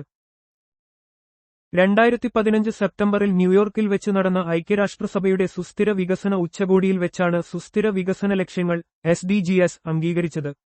ദാരിദ്ര്യം അവസാനിപ്പിക്കാനും ഗ്രഹത്തെ സംരക്ഷിക്കാനും എല്ലാവർക്കും സമാധാനവും സമൃദ്ധിയും ഉറപ്പാക്കാനും ലക്ഷ്യമിട്ടുള്ള 17 ലക്ഷ്യങ്ങളാണ് ഇതിലുള്ളത്. സ്റ്റോക്ക്ഹോം +50 അന്താരാഷ്ട്ര സമ്മേളനം എവിടെ വെച്ച്, എപ്പോഴാണ് നടന്നത്? Stockholm, Sweden, 2022 June 2-3. മനുഷ്യ പരിസ്ഥിതിയെക്കുറിച്ചുള്ള ഐക്യരാഷ്ട്രസഭയുടെ ആദ്യ സമ്മേളനമായ 1972 സ്റ്റോക്ക്ഹോം സമ്മേളനത്തിന്റെ 50-ാം വാർഷികമാണ് സ്റ്റോക്ക്ഹോം +50. എല്ലാവരുടെയും സമൃദ്ധിക്കായി ഒരു ആരോഗ്യകരമായ ഗ്രഹം, നമ്മുടെ ഉത്തരവാദിത്തം, നമ്മുടെ അവസരം എന്നതായിരുന്നു ഈ ഉച്ചകോടിയുടെ വിഷയം. ഇന്ത്യയിലെ പരിസ്ഥിതി സംരക്ഷണ നിയമം ഏതു വർഷമാണ് നിലവിൽ വന്നത്? 1986. 1986-ൽ നിലവിൽ വന്ന പരിസ്ഥിതി സംരക്ഷണ നിയമം കേന്ദ്ര സർക്കാരിന് പരിസ്ഥിതി സംരക്ഷണത്തിനും മെച്ചപ്പെടുത്തലിനും ആവശ്യമായ എല്ലാ നടപടികളും കൈക്കൊള്ളാൻ അധികാരങ്ങൾ നൽകുന്നു. ഭോപ്പാൽ വാതക ദുരന്തത്തിന്റെ പശ്ചാത്തലത്തിലാണ് ഈ നിയമം രൂപീകരിച്ചത്. എന്താണ് ബ്ലൂ കാർബൺ? സമുദ്രങ്ങളും തീരദേശ ആവാസവ്യവസ്ഥകളും ആഗിരണം ചെയ്യുന്ന കാർബൺ. സമുദ്രങ്ങളും തീരദേശ ആവാസവ്യവസ്ഥകളായ കണ്ടൽക്കാടുകൾ, കടൽപ്പുല്ല് നിലങ്ങൾ, ഉപ്പ് ചതുപ്പുകൾ എന്നിവ ആഗിരണം ചെയ്യുന്ന കാർബണിനെയാണ് ബ്ലൂ കാർബൺ എന്ന് പറയുന്നത്. ഇത് അന്തരീക്ഷത്തിലെ കാർബൺ ഡയോക്സൈഡിന്റെ അളവ് കുറയ്ക്കാനും കാലാവസ്ഥാ വ്യതിയാനം ലഘൂകരിക്കാനും സഹായിക്കുന്നു. എന്താണ് ഒരു ആവാസവ്യവസ്ഥ? ഇക്കോസിസ്റ്റം. ജീവസമൂഹങ്ങളും അവയുടെ ഭൗതിക ചുറ്റുപാടുകളും തമ്മിൽ പരസ്പരം പ്രവർത്തിക്കുകയും പദാർത്ഥങ്ങൾ കൈമാറ്റം ചെയ്യുകയും ചെയ്യുന്ന ജീവമണ്ഡലത്തിലെ ഒരു ഘടനാപരവും പ്രവർത്തനപരവുമായ യൂണിറ്റ്. ഒരു ആവാസവ്യവസ്ഥ ഇക്കോസിസ്റ്റം എന്നത് ഒരു പ്രത്യേക പ്രദേശത്തെ ജീവജാലങ്ങളും അവയുടെ ഭൗതിക ചുറ്റുപാടും തമ്മിലുള്ള സങ്കീർണമായ ബന്ധത്തെ സൂചിപ്പിക്കുന്നു. ഊർജ്ജവും പോഷകങ്ങളും കൈമാറ്റം ചെയ്യപ്പെടുന്ന ഈ വ്യവസ്ഥയിൽ ഉത്പാദകർ, ഉപഭോക്താക്കൾ, വിഘാടകർ എന്നിവ ഉൾപ്പെടുന്നു. ഒരു ആവാസവ്യവസ്ഥയുടെ പ്രധാന ഘടകങ്ങൾ ഏതെല്ലാം? അജൈവ ഘടകങ്ങളും എബയോട്ടിക് കോമ്പോണന്റ്സ്, ജൈവ ഘടകങ്ങളും ബയോട്ടിക് കോമ്പോണന്റ്സ്. ഒരു ആവാസവ്യവസ്ഥയെ പ്രധാനമായും അജൈവ, നിർജീവ ഘടകങ്ങളും ജൈവ, ജീവനുള്ള ഘടകങ്ങളും ചേർന്നാണ് നിർമ്മിച്ചിരിക്കുന്നത്. ഊർജ്ജം, താപനില, ജലം തുടങ്ങിയവ അജൈവ ഘടകങ്ങളിലും സസ്യങ്ങൾ, മൃഗങ്ങൾ, സൂക്ഷ്മാണുക്കൾ തുടങ്ങിയവ ജൈവ ഘടകങ്ങളിലും ഉൾപ്പെടുന്നു. ഒരു ആവാസവ്യവസ്ഥയിലെ അജൈവ ഘടകങ്ങൾക്ക് ചില ഉദാഹരണങ്ങൾ നൽകുക. ഊർജ്ജം, മഴ, താപനില, അന്തരീക്ഷം, മണ്ണ്, അടിത്തട്ട്, പദാർത്ഥങ്ങൾ, അക്ഷാംശം, ഉയരം. ഒരു ആവാസവ്യവസ്ഥയിലെ അജൈവ ഘടകങ്ങൾ ജീവികളുടെ നിലനിൽപ്പിനും വളർച്ചയ്ക്കും നിർണായകമാണ്. സൂര്യപ്രകാശം, ജലം, താപനില, മണ്ണ് എന്നിവയെല്ലാം ജീവികളുടെ വിതരണത്തെയും പ്രവർത്തനങ്ങളെയും സ്വാധീനിക്കുന്ന പ്രധാന അജൈവ ഘടകങ്ങളാണ്. ഒരു ആവാസവ്യവസ്ഥയിലെ ജൈവ ഘടകങ്ങളുടെ പ്രധാന വിഭാഗങ്ങൾ ഏതെല്ലാം? പ്രാഥമിക ഉത്പാദകരും പ്രൈമറി പ്രൊഡ്യൂസേഴ്സ്, ഉപഭോക്താക്കളും കൺസ്യൂമേഴ്സ്. ഒരു ആവാസവ്യവസ്ഥയിലെ ജൈവ ഘടകങ്ങളെ പ്രധാനമായും ഉത്പാദകർ, ഉപഭോക്താക്കൾ, വിഘാടകർ എന്നിങ്ങനെ തരംതിരിക്കാം. ഉത്പാദകർ സ്വന്തമായി ഭക്ഷണമുണ്ടാക്കുമ്പോൾ ഉപഭോക്താക്കൾ മറ്റ് ജീവികളെ ആശ്രയിച്ച് ജീവിക്കുന്നു. എന്താണ് ഒരു ഇക്കോട്ടൺ, ഇക്കോട്ടോൺ? ഒരു ഉദാഹരണം നൽകുക. രണ്ടോ അതിലധികമോ വ്യത്യസ്ത ആവാസവ്യവസ്ഥകൾക്കിടയിലുള്ള സംക്രമണ മേഖലയാണ് ഇക്കോട്ടൺ. കണ്ടൽക്കാടുകൾ ഒരു ഉദാഹരണമാണ്. അവ സമുദ്ര ആവാസവ്യവസ്ഥയ്ക്കും കര ആവാസവ്യവസ്ഥയ്ക്കും ഇടയിലുള്ള ഇക്കോട്ടണായി വർത്തിക്കുന്നു. രണ്ട് വ്യത്യസ്ത ആവാസവ്യവസ്ഥകൾ സന്ധിക്കുന്ന അല്ലെങ്കിൽ കൂടിച്ചേരുന്ന ഒരു സംക്രമണ മേഖലയാണ് ഇക്കോട്ടൺ. ഈ മേഖലയിൽ രണ്ട് ആവാസവ്യവസ്ഥകളിലെയും ജീവിവർഗങ്ങളെ കാണാൻ കഴിയുന്നതിനാൽ ഇവിടെ ജൈവവൈവിധ്യം കൂടുതലായിരിക്കും. കണ്ടൽക്കാടുകൾ, പുൽമേടുകൾ എന്നിവ ഇക്കോട്ടണുകൾക്ക് ഉദാഹരണങ്ങളാണ്. ഒരു സ്പീഷീസിന്റെ നീഷ് എന്ന് സൂചിപ്പിക്കുന്നത് എന്താണ്? ഒരു ആവാസവ്യവസ്ഥയ്ക്കുള്ളിൽ ഒരു സ്പീഷീസിന്റെ പ്രവർത്തനപരമായ സവിശേഷതകളോ പങ്കുമാണ്. ഒരു സ്പീഷീസിന്റെ നീഷ് എന്നത് ഒരു പ്രത്യേക ആവാസവ്യവസ്ഥയിൽ ആ ജീവിവർഗം നിർവഹിക്കുന്ന പങ്ക്, അതിന്റെ ആഹാരം, ആവാസസ്ഥലം, പ്രജനനരീതി എന്നിവ ഉൾക്കൊള്ളുന്നതാണ്. ഇത് ഒരു ജീവിവർഗത്തിന്റെ അതിജീവനത്തിനും പരിസ്ഥിതിയുമായുള്ള ബന്ധത്തിനും അത്യന്താപേക്ഷിതമായ വിവരങ്ങളാണ് നൽകുന്നത്. ബയോസ്ഫിയർ എന്നാൽ എന്താണ്? ഭൂമിയിൽ ജീവൻ നിലനിർത്തുന്ന ഭാഗം. ബയോസ്ഫിയർ എന്നത് ഭൂമിയുടെ ഉപരിതലത്തിൽ ജീവൻ നിലനിൽക്കുന്ന ഭാഗമാണ്. ഇതിൽ ലിത്തോസ്ഫിയർ, ഭൂമി, ഹൈഡ്രോസ്ഫിയർ, ജലം, അറ്റ്മോസ്ഫിയർ, വായു എന്നിവയുടെ ഭാഗങ്ങൾ ഉൾപ്പെടുന്നു. ഈ ഭാഗങ്ങൾ ഒരുമിച്ച് ജീവജാലങ്ങളുടെ നിലനിൽപ്പിന് ആവശ്യമായ എല്ലാ ഘടകങ്ങളും പ്രദാനം ചെയ്യുന്നു. ഫുഡ് ചെയിൻ എന്നാൽ എന്താണ്? ഭക്ഷണബന്ധങ്ങളിലൂടെ ബന്ധിപ്പിക്കപ്പെട്ട ഒരു കൂട്ടം ജീവികൾ, അതിൽ ഒരു ജീവി മറ്റൊന്നിന് ആഹാരമായി വർത്തിക്കുകയും ഊർജ്ജത്തിന്റെ കൈമാറ്റം വ്യക്തമാക്കുകയും ചെയ്യുന്നു. ഒരു ആവാസവ്യവസ്ഥയിൽ ഊർജ്ജം എങ്ങനെ കൈമാറ്റം ചെയ്യപ്പെടുന്നു എന്ന് ഒരു ഫുഡ് ചെയിൻ കാണിക്കുന്നു. ഉദാഹരണത്തിന്, സസ്യങ്ങൾ സൂര്യപ്രകാശത്തിൽ നിന്ന് ഊർജ്ജം ഉൽപ്പാദിപ്പിക്കുന്നു, അതിനെ സസ്യഭോജികൾ ഭക്ഷിക്കുന്നു, സസ്യഭോജികളെ മാംസഭോജികൾ ഭക്ഷിക്കുന്നു. ഇത് പരിസ്ഥിതിയുടെ സന്തുലിതാവസ്ഥയ്ക്ക് പ്രധാനമാണ്. ഫുഡ് വെബും ഫുഡ് ചെയിനും തമ്മിലുള്ള വ്യത്യാസം എന്താണ്? ഒരു ആവാസവ്യവസ്ഥയിലെ ജീവികൾക്കിടയിലുള്ള എല്ലാ സാധ്യതയുള്ള ഊർജ്ജത്തിന്റെയും പോഷകങ്ങളുടെയും കൈമാറ്റത്തെ ഒരു ഫുഡ് വെബ് ചിത്രീകരിക്കുന്നു. എന്നാൽ ഒരു ഫുഡ് ചെയിൻ ഭക്ഷണത്തിന്റെ ഒരു പാതയെ മാത്രം പിന്തുടരുന്നു. ഫുഡ് ചെയിൻ എന്നത് ഊർജ്ജത്തിന്റെ ഒരു നേർരേഖയിലുള്ള കൈമാറ്റം കാണിക്കുമ്പോൾ, ഫുഡ് വെബ് എന്നത് ഒരു ആവാസവ്യവസ്ഥയിലെ വിവിധ ഫുഡ് ചെയിനുകൾ പരസ്പരം ബന്ധപ്പെട്ടിരിക്കുന്നതിനെ ചിത്രീകരിക്കുന്നു. ഒരു ഫുഡ് വെബ് പരിസ്ഥിതിയിലെ സങ്കീർണമായ ഭക്ഷണബന്ധങ്ങളെയും ഊർജ്ജപ്രവാഹത്തെയും കൂടുതൽ യാഥാർത്ഥ്യബോധത്തോടെ വിശദീകരിക്കുന്നു. സുസ്ഥിര വികസന ലക്ഷ്യങ്ങളിൽ SDG ഏതാണ് ജലലഭ്യതയും അതിന്റെ മാനേജ്മെന്റും ലക്ഷ്യമിടുന്നത്? SDG 6. യുണൈറ്റഡ് നേഷൻസ് അംഗീകരിച്ച 17 സുസ്ഥിര വികസന ലക്ഷ്യങ്ങളിൽ SDGs 6ാമത്തേതാണ് SDG 6. ഇത് ശുദ്ധജലത്തിന്റെ ലഭ്യതയും ശുചീകരണവും എല്ലാവർക്കും ഉറപ്പാക്കുക എന്നതിനെ ലക്ഷ്യം വയ്ക്കുന്നു. 2030 ഈ ലക്ഷ്യം കൈവരിക്കാനാണ് ലോകരാജ്യങ്ങൾ ശ്രമിക്കുന്നത്. ഇന്ത്യയിൽ സുസ്ഥിര വികസന ലക്ഷ്യങ്ങൾ SDGs നടപ്പിലാക്കുന്നതിനുള്ള നോഡൽ ഏജൻസി ഏതാണ്? നീതി ആയോഗ്. ഇന്ത്യയിൽ സുസ്ഥിര വികസന ലക്ഷ്യങ്ങൾ SDGs നടപ്പിലാക്കുന്നതിനും നിരീക്ഷിക്കുന്നതിനും ഏകോപിപ്പിക്കുന്നതിനുമുള്ള പ്രധാന ഏജൻസി നീതി ആയോഗാണ്. വിവിധ മന്ത്രാലയങ്ങളുമായും സംസ്ഥാന സർക്കാരുകളുമായും സഹകരിച്ച് നീതി ആയോഗ് ഈ ലക്ഷ്യങ്ങൾ കൈവരിക്കുന്നതിന് പ്രവർത്തിക്കുന്നു. നാഷണൽ എൻവയോൺമെന്റൽ എഞ്ചിനീയറിംഗ് റിസർച്ച് ഇൻസ്റ്റിറ്റ്യൂട്ട് നീറി എപ്പോഴാണ് എവിടെയാണ് സ്ഥാപിതമായത്? 1958 നാഗ്പൂരിൽ. ഇന്ത്യയുടെ പരിസ്ഥിതി എഞ്ചിനീയറിംഗ് മേഖലയിലെ ഗവേഷണങ്ങൾക്കും വികസനത്തിനും നേതൃത്വം നൽകുന്ന ഒരു പ്രധാന സ്ഥാപനമാണ് നീറി. നാഗ്പൂരിൽ 1958 സ്ഥാപിതമായ ഈ സ്ഥാപനം ജലശുദ്ധീകരണം, മലിനീകരണ നിയന്ത്രണം, മാലിന്യ സംസ്കരണം തുടങ്ങിയ വിഷയങ്ങളിൽ പ്രവർത്തിക്കുന്നു.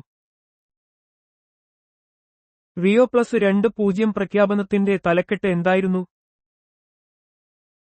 The future we want. 2012 ബ്രസീലിലെ റിയോ ഡി ജനീറോയിൽ നടന്ന Rio+20 സമ്മേളനം സുസ്ഥിര വികസനം ലക്ഷ്യമിട്ടുള്ള ഒരു അന്താരാഷ്ട്ര ഉച്ചകോടിയായിരുന്നു. ദ ഫ്യൂച്ചർ വി വാണ്ട് എന്ന പ്രഖ്യാപനം ഹരിത സമ്പദ്വ്യവസ്ഥയും ദാരിദ്ര്യ നിർമ്മാർജ്ജനവും പോലുള്ള വിഷയങ്ങൾക്ക് ഊന്നൽ നൽകി. വേൾഡ് മെറ്റീരിയോളജിക്കൽ ഓർഗനൈസേഷന്റെ WMO ആസ്ഥാനം എവിടെയാണ് സ്ഥിതി ചെയ്യുന്നത്? Geneva, Switzerland. കാലാവസ്ഥാ നിരീക്ഷണത്തിനും ഗവേഷണത്തിനും അന്താരാഷ്ട്ര സഹകരണത്തിനും നേതൃത്വം നൽകുന്ന യുണൈറ്റഡ് നേഷൻസ് ഏജൻസിയാണ് WMO. 1950 സ്ഥാപിതമായ ഇതിന്റെ ആസ്ഥാനം സ്വിറ്റ്സർലൻഡിലെ ജനീവയിലാണ്.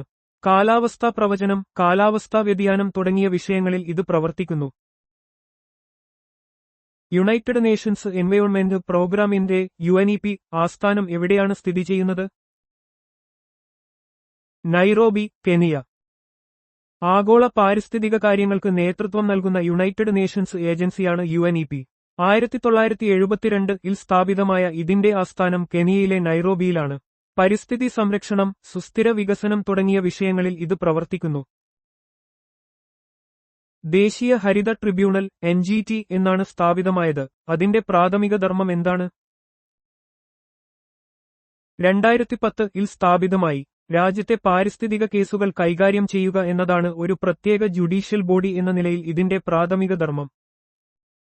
ദേശീയ ഹരിത ട്രിബ്യൂണൽ NGT 2010 സ്ഥാപിതമായി. പരിസ്ഥിതി സംരക്ഷണം, വനസംരക്ഷണം, മറ്റു പ്രകൃതി വിഭവങ്ങൾ എന്നിവയുമായി ബന്ധപ്പെട്ട കേസുകൾ വേഗത്തിൽ തീർപ്പാക്കുക എന്നതാണ് ഇതിന്റെ പ്രധാന ലക്ഷ്യം. പരിസ്ഥിതി നിയമങ്ങളുമായി ബന്ധപ്പെട്ട തർക്കങ്ങൾ പരിഹരിക്കുന്നതിനായി രൂപീകരിച്ച ഒരു പ്രത്യേക ജുഡീഷ്യൽ സ്ഥാപനമാണിത്. 1997 ലോക പരിസ്ഥിതി സമ്മേളനം സംഘടിപ്പിച്ചത് ഏത് നഗരത്തിലാണ്? ജപ്പാനിലെ ക്യോട്ടോ. 1997 ജപ്പാനിലെ ക്യോട്ടോ നഗരത്തിലാണ് ലോക പരിസ്ഥിതി സമ്മേളനം നടന്നത്. ഹരിതഗൃഹ വാതകങ്ങളുടെ പുറന്തള്ളൽ കുറയ്ക്കുന്നതുമായി ബന്ധപ്പെട്ട് അന്താരാഷ്ട്ര ഉടമ്പടിയായ ക്യോട്ടോ പ്രോട്ടോക്കോൾ ഈ സമ്മേളനത്തിൽ വെച്ചാണ് അംഗീകരിച്ചത്. കാലാവസ്ഥാ വ്യതിയാനത്തെ നേരിടാനുള്ള ഒരു സുപ്രധാന ചുവടുവെപ്പായിരുന്നു ഇത്. ഭൗമ ഉച്ചകോടി +5 ഏതു വർഷമാണ് നടന്നത്? 1997. റിയോ ഭൗമ ഉച്ചകോടിക്ക് ശേഷം 5 വർഷം കഴിഞ്ഞാണ് ഭൗമ ഉച്ചകോടി +5, അതായത് റിയോ +5 നടന്നത്. 1997 ന്യൂയോർക്കിൽ വെച്ചാണ് ഈ സമ്മേളനം സംഘടിപ്പിച്ചത്. 1992 റിയോ ഉച്ചകോടിയിലെ തീരുമാനങ്ങളുടെ പുരോഗതി വിലയിരുത്തുകയായിരുന്നു ഇതിന്റെ പ്രധാന ലക്ഷ്യം. ഇന്ത്യയിൽ genetic engineering appraisal committee (GEAC) ഏത് നിയമപ്രകാരമാണ് രൂപീകരിക്കുന്നത്? പരിസ്ഥിതി സംരക്ഷണ നിയമം 1986. Genetic engineering appraisal committee (GEAC) ഇന്ത്യയിൽ പരിസ്ഥിതി സംരക്ഷണ നിയമം 1986 പ്രകാരമാണ് രൂപീകരിച്ചിരിക്കുന്നത്. ജനിതകമാറ്റം വരുത്തിയ ജീവികളും ഉൽപ്പന്നങ്ങളും പുറത്തിറക്കുന്നതിനു മുൻപുള്ള എല്ലാ പ്രവർത്തനങ്ങൾക്കും അംഗീകാരം നൽകുന്ന പരമോന്നത സമിതിയാണിത്. പരിസ്ഥിതിക്കും മനുഷ്യന്റെ ആരോഗ്യത്തിനും ദോഷകരമാകാത്ത രീതിയിൽ ജനിതകമാറ്റ സാങ്കേതികവിദ്യ ഉപയോഗിക്കുന്നുണ്ടെന്ന് ഉറപ്പാക്കുക എന്നതാണ് ഇതിന്റെ ദൗത്യം. പരിസ്ഥിതിശാസ്ത്രം അക്കോളജി എന്നാൽ എന്താണ്? ജീവികളും അവയുടെ ചുറ്റുപാടുകളും തമ്മിലുള്ള ബന്ധം വിശദീകരിക്കുന്ന ജീവശാസ്ത്ര ശാഖ. പരിസ്ഥിതിശാസ്ത്രം അക്കോളജി എന്നത് ജീവശാസ്ത്രത്തിന്റെ ഒരു പ്രധാന ശാഖയാണ്. ജീവികൾ അവയുടെ ചുറ്റുപാടുമായി എങ്ങനെ ബന്ധപ്പെട്ടിരിക്കുന്നു, അവ പരസ്പരം എങ്ങനെ സ്വാധീനിക്കുന്നു, പരിസ്ഥിതി ഘടകങ്ങൾ അവയെ എങ്ങനെ ബാധിക്കുന്നു എന്ന് ഇത് പഠിക്കുന്നു. ഒരു പ്രത്യേക ആവാസവ്യവസ്ഥയിലെ ജീവജാലങ്ങളുടെ വിതരണം, സമൃദ്ധി, അവയുടെ ബന്ധങ്ങൾ എന്നിവയെക്കുറിച്ച് ഇത് ഉൾക്കാഴ്ച നൽകുന്നു. അക്കോളജി എന്ന പദം ആദ്യമായി ഉപയോഗിച്ചത് ആരാണ്? ഏതു വർഷം? Ernest Haeckel 1866. അക്കോളജി എന്ന വാക്ക് ആദ്യമായി ഉപയോഗിച്ചത് ജർമ്മൻ സുവോളജിസ്റ്റായ ഏണസ്റ്റ് ഹെക്കലാണ് 1866. ഗ്രീക്ക് വാക്കുകളായ ഓയ്ക്കോസ് വീട്, ലോഗോസ് പഠനം എന്നിവയിൽ നിന്നാണ് ഈ വാക്ക് ഉത്ഭവിച്ചത്. ജീവികളും അവയുടെ ആവാസവ്യവസ്ഥയും തമ്മിലുള്ള ബന്ധത്തെക്കുറിച്ചുള്ള പഠനത്തെ ഇത് സൂചിപ്പിക്കുന്നു. പരിസ്ഥിതി വ്യവസ്ഥ ഇക്കോസിസ്റ്റം എന്ന പദം ആദ്യമായി ഉപയോഗിച്ചത് ആരാണ്? ഏതു വർഷം? A.G. ടാൻസ്ലി 1935. പരിസ്ഥിതി വ്യവസ്ഥ ഇക്കോസിസ്റ്റം എന്ന പദം 1935 British സസ്യശാസ്ത്രജ്ഞനായ Arthur Tansley A.G. Tansley ആണ് ആദ്യമായി ഉപയോഗിച്ചത്. ഒരു പ്രത്യേക പ്രദേശത്തെ ജീവനുള്ള ഘടകങ്ങളും സസ്യങ്ങൾ, മൃഗങ്ങൾ, സൂക്ഷ്മാണുക്കൾ, ജീവനില്ലാത്ത ഘടകങ്ങളും, വെള്ളം, മണ്ണ്, വായു, സൂര്യപ്രകാശം പരസ്പരം ഇടപഴകുന്ന ഒരു വ്യവസ്ഥയെ ഇത് സൂചിപ്പിക്കുന്നു. പരിസ്ഥിതി വ്യവസ്ഥയുടെ ആശയത്തെ ബയോസിനോസിസ്, ബയോകെനോസിസ് എന്ന് വിശേഷിപ്പിച്ചത് ആരാണ്? Karl Mobius. ജർമ്മൻ സുവോളജിസ്റ്റായ കാൾ മൊബിയസ് ആണ് ബയോസിനോസിസ് എന്ന ആശയം അവതരിപ്പിച്ചത്. ഇത് ഒരു പ്രത്യേക പ്രദേശത്ത് ഒരുമിച്ച് വസിക്കുന്ന ജീവിസമൂഹത്തെ കമ്മ്യൂണിറ്റി ഓഫ് ഓർഗനിസംസ് സൂചിപ്പിക്കുന്നു. ആവാസവ്യവസ്ഥയുടെ ഒരു വശം മാത്രമാണ് ബയോസിനോസിസ്. പരിസ്ഥിതി വ്യവസ്ഥയെ മൈക്രോകോസം എന്ന് വിശേഷിപ്പിച്ചത് ആരാണ്? Stephen Alfred Forbes. അമേരിക്കൻ സുവോളജിസ്റ്റും ലിംഗ്നോളജിസ്റ്റുമായ സ്റ്റീഫൻ ആൽഫ്രഡ് ഫോർബ്സ് ആണ് ഒരു തടാകത്തെക്കുറിച്ച് പഠിക്കുമ്പോൾ മൈക്രോകോസം എന്ന ആശയം ഉപയോഗിച്ചത്. ഒരു ചെറിയ ലോകം അല്ലെങ്കിൽ ഒരു വലിയ വ്യവസ്ഥയുടെ ഒരു മിനിയേച്ചർ പതിപ്പ് എന്ന അർത്ഥത്തിലാണ് അദ്ദേഹം ഈ പദം ഉപയോഗിച്ചത്.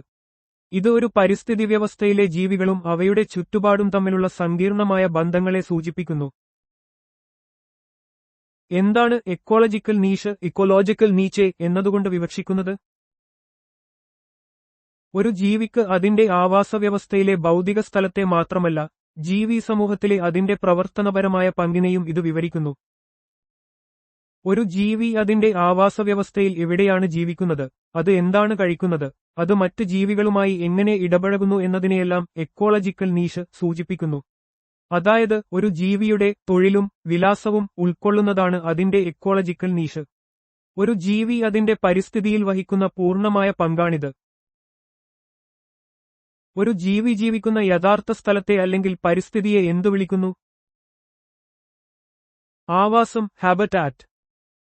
ആവാസം എന്നത് ഒരു ജീവി അതിന്റെ ജീവിതചക്രം പൂർത്തിയാക്കുന്നതിനും അതിജീവനത്തിനും പ്രജനനത്തിനും ആവശ്യമായ ഭൗതികവും രാസപരവുമായ സാഹചര്യങ്ങൾ ഒരുക്കുന്ന സ്ഥലമാണ്. ഓരോ ജീവിക്കും അതിന്റേതായ ആവാസവ്യവസ്ഥയുണ്ടാകും. ഭൂമിയുടെ ഉപരിതലത്തിലെ ഏറ്റവും വലിയ ഭാഗം ഉൾക്കൊള്ളുന്ന ആവാസവ്യവസ്ഥ ഏതാണ്? സമുദ്ര ആവാസവ്യവസ്ഥ, മറീൻ ഇക്കോസിസ്റ്റം. ഭൂമിയുടെ ഉപരിതലത്തിന്റെ ഏകദേശം 71% സമുദ്ര ആവാസവ്യവസ്ഥയാണ്. ഇത് വലിയൊരു ജൈവവൈവിധ്യം ഉൾക്കൊള്ളുന്നു. സമുദ്രജലത്തിന്റെ ലവണാംശം, താപനില, ആഴം എന്നിവയെ ആശ്രയിച്ച് ഇത് വിവിധ മേഖലകളായി തിരിച്ചിരിക്കുന്നു. ഇന്ത്യയിലെ പാരിസ്ഥിതിക അസന്തുലിതാവസ്ഥയുടെ പ്രധാന കാരണമായി തിരിച്ചറിയുന്നത് എന്താണ്? വനനശീകരണം, ഡിഫോറസ്റ്റേഷൻ. വനനശീകരണം ഇന്ത്യയിൽ പാരിസ്ഥിതിക അസന്തുലിതാവസ്ഥ സൃഷ്ടിക്കുന്ന ഒരു പ്രധാന ഘടകമാണ്. ഇത് ജൈവവൈവിധ്യ നഷ്ടം, മണ്ണൊലിപ്പ്, കാലാവസ്ഥാ വ്യതിയാനം എന്നിവയ്ക്ക് കാരണമാകുന്നു. മിക്ക ആവാസവ്യവസ്ഥകളിലെയും ഊർജ്ജത്തിന്റെ പ്രാഥമിക ഉറവിടം എന്താണ്? സൗരോർജ്ജം, സോളർ എനർജി. മിക്ക ആവാസവ്യവസ്ഥകളിലും സസ്യങ്ങളും മറ്റു പ്രകാശസംശ്ലേഷണ ജീവികളും സൗരോർജ്ജം ഉപയോഗിച്ച് ഭക്ഷണം ഉത്പാദിപ്പിക്കുന്നു. ഈ ഊർജ്ജം പിന്നീട് ഭക്ഷ്യശൃംഖലയിലൂടെ മറ്റു ജീവികളിലേക്ക് കൈമാറ്റം ചെയ്യപ്പെടുന്നു. ആവാസശാസ്ത്രത്തിലെ 10% നിയമം എന്തുമായി ബന്ധപ്പെട്ടിരിക്കുന്നു? ഭക്ഷ്യശൃംഖലയിലെ ഒരു പോഷണ തലത്തിൽ നിന്ന് അടുത്ത പോഷണ തലത്തിലേക്ക് ഊർജ്ജം കൈമാറ്റം ചെയ്യപ്പെടുന്നതുമായി. റേമണ്ട് ലിൻഡമൻ 1942 അവതരിപ്പിച്ച ഈ നിയമമനുസരിച്ച് ഭക്ഷ്യശൃംഖലയിൽ ഒരു പോഷണ തലത്തിൽ നിന്ന് അടുത്ത പോഷണ തലത്തിലേക്ക് ഊർജ്ജം കൈമാറ്റം ചെയ്യപ്പെടുമ്പോൾ അതിന്റെ 10% മാത്രമേ സംഭരിക്കപ്പെടുന്നുള്ളൂ. ബാക്കിയുള്ളവ താപരൂപത്തിൽ നഷ്ടപ്പെടുന്നു. സമുദ്ര പരിസ്ഥിതിയിലെ പ്രധാന പ്രാഥമിക ഉത്പാദകർ ആരാണ്? ഫൈറ്റോപ്ലാങ്ക്ടണുകൾ, ഫൈറ്റോപ്ലാങ്ക്ടൺസ്. സമുദ്രത്തിലെ ഭക്ഷ്യശൃംഖലയുടെ അടിസ്ഥാനം ഫൈറ്റോപ്ലാങ്ക്ടണുകളാണ്. പ്രകാശസംശ്ലേഷണം വഴി സൂര്യപ്രകാശത്തെ ഊർജ്ജമാക്കി മാറ്റുന്ന സൂക്ഷ്മ സസ്യങ്ങളാണിവ. സമുദ്രത്തിലെ മിക്ക ജീവികളുടെയും നിലനിൽപ്പിന് ഇവ അത്യന്താപേക്ഷിതമാണ്. ഒരു കരയിലെ പുൽമേട് ആവാസവ്യവസ്ഥയിലെ ഒരു ഭക്ഷ്യശൃംഖലയ്ക്ക് ഉദാഹരണം നൽകുക. പുല്ല് വലത്തോട്ട് ചൂണ്ടുന്ന അമ്പടയാളം പുൽച്ചാടി, വലത്തോട്ട് ചൂണ്ടുന്ന അമ്പടയാളം തവള, വലത്തോട്ട് ചൂണ്ടുന്ന അമ്പടയാളം പാമ്പ്. ഈ ഭക്ഷ്യശൃംഖലയിൽ പുല്ല് പ്രാഥമിക ഉത്പാദകനാണ്. പുൽച്ചാടി പ്രാഥമിക ഉപഭോക്താവും, സസ്യാഹാരി തവള ദ്വിതീയ ഉപഭോക്താവും, മാംസാഹാരി പാമ്പ് തൃതീയ ഉപഭോക്താവുമാണ്. ഇത് ഊർജ്ജപ്രവാഹത്തിന്റെ ദിശ കാണിക്കുന്നു. പാരിസ്ഥിതിക പിരമിഡുകളുടെ 3 വിഭാഗങ്ങൾ ഏതെല്ലാമാണ്? എണ്ണത്തിന്റെ പിരമിഡ്, പിരമിഡ് ഓഫ് നമ്പേഴ്സ്. ജൈവപിണ്ഡത്തിന്റെ പിരമിഡ്, പിരമിഡ് ഓഫ് ബയോമസ്. ഊർജ്ജത്തിന്റെ പിരമിഡ് അല്ലെങ്കിൽ ഉത്പാദനക്ഷമതയുടെ pyramid, pyramid of energy or productivity. എണ്ണത്തിന്റെ പിരമിഡ് ഒരു ആവാസവ്യവസ്ഥയിലെ ഓരോ പോഷണ തലത്തിലെയും ജീവികളുടെ എണ്ണം സൂചിപ്പിക്കുന്നു. ജൈവപിണ്ഡത്തിന്റെ പിരമിഡ് ഓരോ പോഷണ തലത്തിലെയും ജീവികളുടെ മൊത്തം ഭാരം കാണിക്കുന്നു. ഊർജ്ജത്തിന്റെ പിരമിഡ് ഓരോ പോഷണ തലത്തിലെയും ഊർജ്ജപ്രവാഹത്തെ ചിത്രീകരിക്കുന്നു. ഏതൊരു ആവാസവ്യവസ്ഥയിലും ഊർജ്ജത്തിന്റെ പിരമിഡിന്റെ സവിശേഷമായ ആകൃതി എന്താണ്? എല്ലായ്പ്പോഴും നിവർന്നത്, ഓൾവേസ് അപ്രൈറ്റ്. ഊർജ്ജത്തിന്റെ പിരമിഡ് എല്ലായ്പ്പോഴും നിവർന്നിരിക്കും, കാരണം ഓരോ പോഷണതലത്തിൽ നിന്നും അടുത്തതിലേക്ക് ഊർജ്ജം കൈമാറ്റം ചെയ്യപ്പെടുമ്പോൾ ഗണ്യമായ ഒരു ഭാഗം നഷ്ടപ്പെടുന്നു. അതിനാൽ താഴ്ന്ന പോഷണതലങ്ങളിൽ ഉയർന്ന ഊർജ്ജവും മുകളിലേക്ക് പോകുമ്പോൾ കുറഞ്ഞ ഊർജ്ജവുമാണ് കാണപ്പെടുന്നത്. ഏതുതരം ആവാസവ്യവസ്ഥയിലാണ് ജൈവപിണ്ഡത്തിന്റെ പിരമിഡ് തലകീഴായി കാണപ്പെടുന്നത്? കുളം, സമുദ്രം, ജല ആവാസവ്യവസ്ഥകൾ, പോണ്ട്, മറീൻ, അക്വാറ്റിക് ഇക്കോസിസ്റ്റംസ്. കുളം അല്ലെങ്കിൽ സമുദ്ര ആവാസവ്യവസ്ഥകളിൽ ജൈവപിണ്ഡത്തിന്റെ പിരമിഡ് തലകീഴായി വരാം. ഇവിടെ പ്രാഥമിക ഉത്പാദകരായ ഫൈറ്റോപ്ലാങ്ക്ടണുകളുടെ ജൈവപിണ്ഡം അവയെ ഭക്ഷിക്കുന്ന വലിയ പ്രാഥമിക ഉപഭോക്താക്കളായ സുവോപ്ലാങ്ക്ടണുകളുടേതിനേക്കാൾ കുറവായിരിക്കാം. ഇത് അവയുടെ ഉയർന്ന ഉത്പാദനക്ഷമതയും കുറഞ്ഞ ആയുസ്സും കാരണമാണ്. കുളങ്ങളും ചതുപ്പുകളും ഏതുതരം ശുദ്ധജല ആവാസവ്യവസ്ഥയ്ക്ക് ഉദാഹരണങ്ങളാണ്? ലൈംഗിക ആവാസവ്യവസ്ഥ, നിശ്ചല ജല ആവാസവ്യവസ്ഥ. ലൈംഗിക ആവാസവ്യവസ്ഥ എന്നാൽ നിശ്ചലമായ വെള്ളമുള്ള ആവാസവ്യവസ്ഥകളാണ്, ഉദാഹരണത്തിന് കുളങ്ങൾ, തടാകങ്ങൾ, ചതുപ്പുകൾ എന്നിവ. ഇതിന് വിപരീതമായി ഒഴുകുന്ന വെള്ളമുള്ള ആവാസവ്യവസ്ഥകളെ ലോട്ടിക് ആവാസവ്യവസ്ഥ എന്ന് പറയുന്നു. പരിസ്ഥിതി പഠനത്തിൽ ഈ വർഗീകരണം വളരെ പ്രധാനമാണ്. പോഷകചക്രം, ന്യൂട്രിയന്റ് സൈക്ലിംഗ് എന്നാൽ എന്ത്? ഭൗതിക പരിസ്ഥിതിയിൽ നിന്ന് പോഷകങ്ങൾ ജീവജാലങ്ങളിലേക്ക് എങ്ങനെ എത്തുന്നു എന്നും പിന്നീട് എങ്ങനെ അവ തിരികെ പരിസ്ഥിതിയിലേക്ക് പുനരുപയോഗിക്കപ്പെടുന്നു എന്നും വിശദീകരിക്കുന്ന പ്രക്രിയ. പോഷകചക്രം എന്നത് ഒരു ആവാസവ്യവസ്ഥയിലെ പോഷകമൂലകങ്ങളുടെ ചലനത്തെ സൂചിപ്പിക്കുന്നു. കാർബൺ, നൈട്രജൻ, ഫോസ്ഫറസ് തുടങ്ങിയ മൂലകങ്ങൾ മണ്ണ്, ജലം, വായു എന്നിവിടങ്ങളിൽ നിന്ന് സസ്യങ്ങളിലേക്കും അവിടെ നിന്ന് മറ്റ് ജീവികളിലേക്കും എത്തുകയും പിന്നീട് വിഘടനത്തിലൂടെ തിരികെ പരിസ്ഥിതിയിലേക്ക് ചേരുകയും ചെയ്യുന്നു. ഇത് ആവാസവ്യവസ്ഥയുടെ നിലനിൽപ്പിന് അത്യന്താപേക്ഷിതമാണ്. പരിസ്ഥിതിപരമായ അനുക്രമം, ഇക്കോളജിക്കൽ സക്സഷൻ എന്നാൽ എന്ത്? ഒരു പ്രദേശത്തെ ജീവിവർഗങ്ങളുടെയും ആവാസവ്യവസ്ഥയുടെയും ഘടന കാലക്രമേണ മാറുന്ന പ്രക്രിയ. പരിസ്ഥിതിപരമായ അനുക്രമം ഒരു പ്രദേശത്തെ സസ്യങ്ങളുടെയും ജന്തുക്കളുടെയും സമൂഹത്തിൽ കാലക്രമേണ സംഭവിക്കുന്ന പ്രവചനാതീതമായ മാറ്റങ്ങളെയാണ് സൂചിപ്പിക്കുന്നത്. ഒരു ശൂന്യമായ പാറപ്പുറത്ത് ലൈക്കനുകൾ വളർന്നു പിന്നീട് കൂടുതൽ സങ്കീർണമായ ആവാസവ്യവസ്ഥയായി മാറുന്നത് ഇതിന് ഉദാഹരണമാണ്. ഈ പ്രക്രിയ പ്രൈമറി എന്നും സെക്കൻഡറി എന്നും രണ്ടായി തിരിച്ചിരിക്കുന്നു. ഭൂമിയുടെ ഉപരിതലത്തിൽ സമുദ്ര ആവാസവ്യവസ്ഥകൾ എത്ര ശതമാനം വ്യാപിച്ചു കിടക്കുന്നു? കൂടാതെ കടൽജലത്തിൽ അലിഞ്ഞുചേർന്നിട്ടുള്ള പ്രധാന പദാർത്ഥങ്ങൾ എന്തൊക്കെയാണ്? സമുദ്ര ആവാസവ്യവസ്ഥകൾ ഭൂമിയുടെ ഉപരിതലത്തിന്റെ ഏകദേശം 70% ഭാഗം വ്യാപിച്ചു കിടക്കുന്നു. കൂടാതെ ഗ്രഹത്തിലെ ജലത്തിന്റെ ഏകദേശം 97% ഉൾക്കൊള്ളുന്നു. കടൽജലത്തിൽ അലിഞ്ഞുചേർന്നിട്ടുള്ള പദാർത്ഥങ്ങളിൽ ഏകദേശം 85% സോഡിയവും ക്ലോറിനുമാണ്. ഭൂമിയിലെ ജീവജാലങ്ങളുടെയും ജലത്തിന്റെയും വലിയൊരു ഭാഗം സമുദ്രങ്ങളിലാണ് കാണപ്പെടുന്നത്. സമുദ്രജലത്തിലെ ഉപ്പുരസത്തിന് പ്രധാന കാരണം സോഡിയം ക്ലോറൈഡ്, സാധാരണ ഉപ്പ് ആണ്. ഈ സമുദ്ര ആവാസവ്യവസ്ഥകൾ കാലാവസ്ഥാ നിയന്ത്രണത്തിലും കാർബൺ ഡൈ ഓക്സൈഡ് ആഗിരണം ചെയ്യുന്നതിലും നിർണായക പങ്ക് വഹിക്കുന്നു. പവിഴപ്പുറ്റുകളോ അതോ ഉഷ്ണമേഖലാ മഴക്കാടുകളോ? ഏത് ആവാസവ്യവസ്ഥയിലാണ് കൂടുതൽ മൃഗഫൈലങ്ങൾ കാണപ്പെടുന്നത്? പവിഴപ്പുറ്റുകളിൽ. ലോകത്തിലെ ഏറ്റവും വലിയ ജൈവവൈവിധ്യ കലവറകളിൽ ഒന്നാണ് പവിഴപ്പുറ്റുകൾ. കടലിന്റെ ആവാസവ്യവസ്ഥയിൽ വളരെ ചെറിയൊരു ഭാഗം മാത്രം വരുന്ന ഇവയിൽ ഭൂമിയിലെ മൊത്തം സമുദ്രജീവികളിൽ 25% വസിക്കുന്നു. ഉഷ്ണമേഖലാ മഴക്കാടുകളെ അപേക്ഷിച്ച് പവിഴപ്പുറ്റുകളിൽ കൂടുതൽ മൃഗഫൈലങ്ങൾ ഉണ്ടെന്നത് അവയുടെ പ്രാധാന്യം വിളിച്ചോതുന്നു. ചിപ്കോ പ്രസ്ഥാനത്തിന്റെ മുദ്രാവാക്യം എന്തായിരുന്നു? പരിസ്ഥിതിയാണ് ശാശ്വത സമ്പദ്വ്യവസ്ഥ, എക്കോളജി ഈസ് പെർമനന്റ് ഇക്കോണമി. 1970-കളിൽ ഉത്തരാഖണ്ഡിൽ, അന്നത്തെ ഉത്തർപ്രദേശ്, വനനശീകരണത്തിനെതിരെ ആരംഭിച്ച ഗാന്ധിയൻ മാതൃകയിലുള്ള ഒരു ജനകീയ പ്രസ്ഥാനമായിരുന്നു ചിപ്കോ പ്രസ്ഥാനം.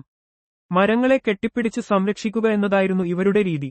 സുന്ദർലാൽ ബഹുഗുണ, ചണ്ഡിപ്രസാദ് ഭട്ട് തുടങ്ങിയവർ ഈ പ്രസ്ഥാനത്തിന് നേതൃത്വം നൽകി. ഡീപ് എക്കോളജി എന്ന പദം ആദ്യമായി ഉപയോഗിച്ചത് ആര്? RNA nice. 1973-ൽ Norwegian തത്വചിന്തകനായ RNA nice ആണ് ഡീപ് ഇക്കോളജി എന്ന ആശയം മുന്നോട്ടുവെച്ചത്.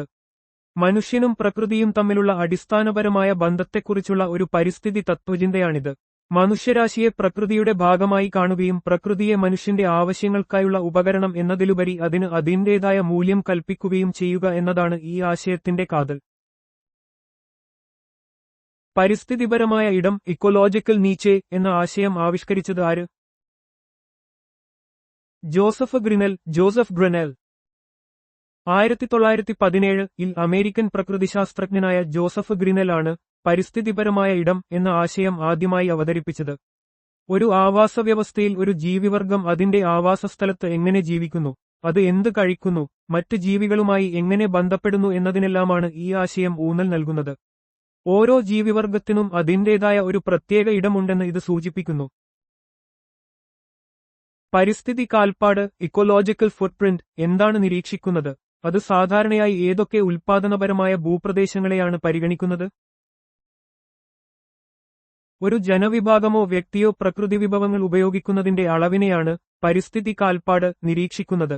മേച്ചിൽപ്പുറങ്ങൾ, മത്സ്യബന്ധന കേന്ദ്രങ്ങൾ, കൃഷിഭൂമി, നിർമ്മിത പ്രദേശങ്ങൾ, വനപ്രദേശങ്ങൾ, കൂടാതെ ഭൂമിയിലുള്ള കാർബൺ ആവശ്യകത എന്നിവ ഇതിൽ ഉൾപ്പെടുന്നു. ഒരു ജനതയുടെ ജീവിതരീതി നിലനിർത്താൻ ആവശ്യമായ ജൈവപരമായി ഉൽപാദനക്ഷമമായ ഭൂമി, ജലം എന്നിവയുടെ അളവാണ് പരിസ്ഥിതി കാൽപ്പാട് സൂചിപ്പിക്കുന്നത്. പ്രകൃതി വിഭവങ്ങളുടെ ഉപഭോഗം, മാലിന്യ നിർമ്മാർജ്ജനം എന്നിവ പരിസ്ഥിതിയിൽ എത്രത്തോളം സമ്മർദ്ദം ചെലുത്തുന്നു എന്ന് ഇത് അളക്കുന്നു. സുസ്ഥിര വികസന ലക്ഷ്യങ്ങൾ കൈവരിക്കുന്നതിന് ഈ സൂചിക പ്രധാനമാണ്. പരിസ്ഥിതിപരമായ പരിവർത്തനം, ഇക്കോളോജിക്കൽ ട്രാൻസിഷൻ എന്നതിൻ കീഴിൽ എന്താണ് പഠിക്കുന്നത്?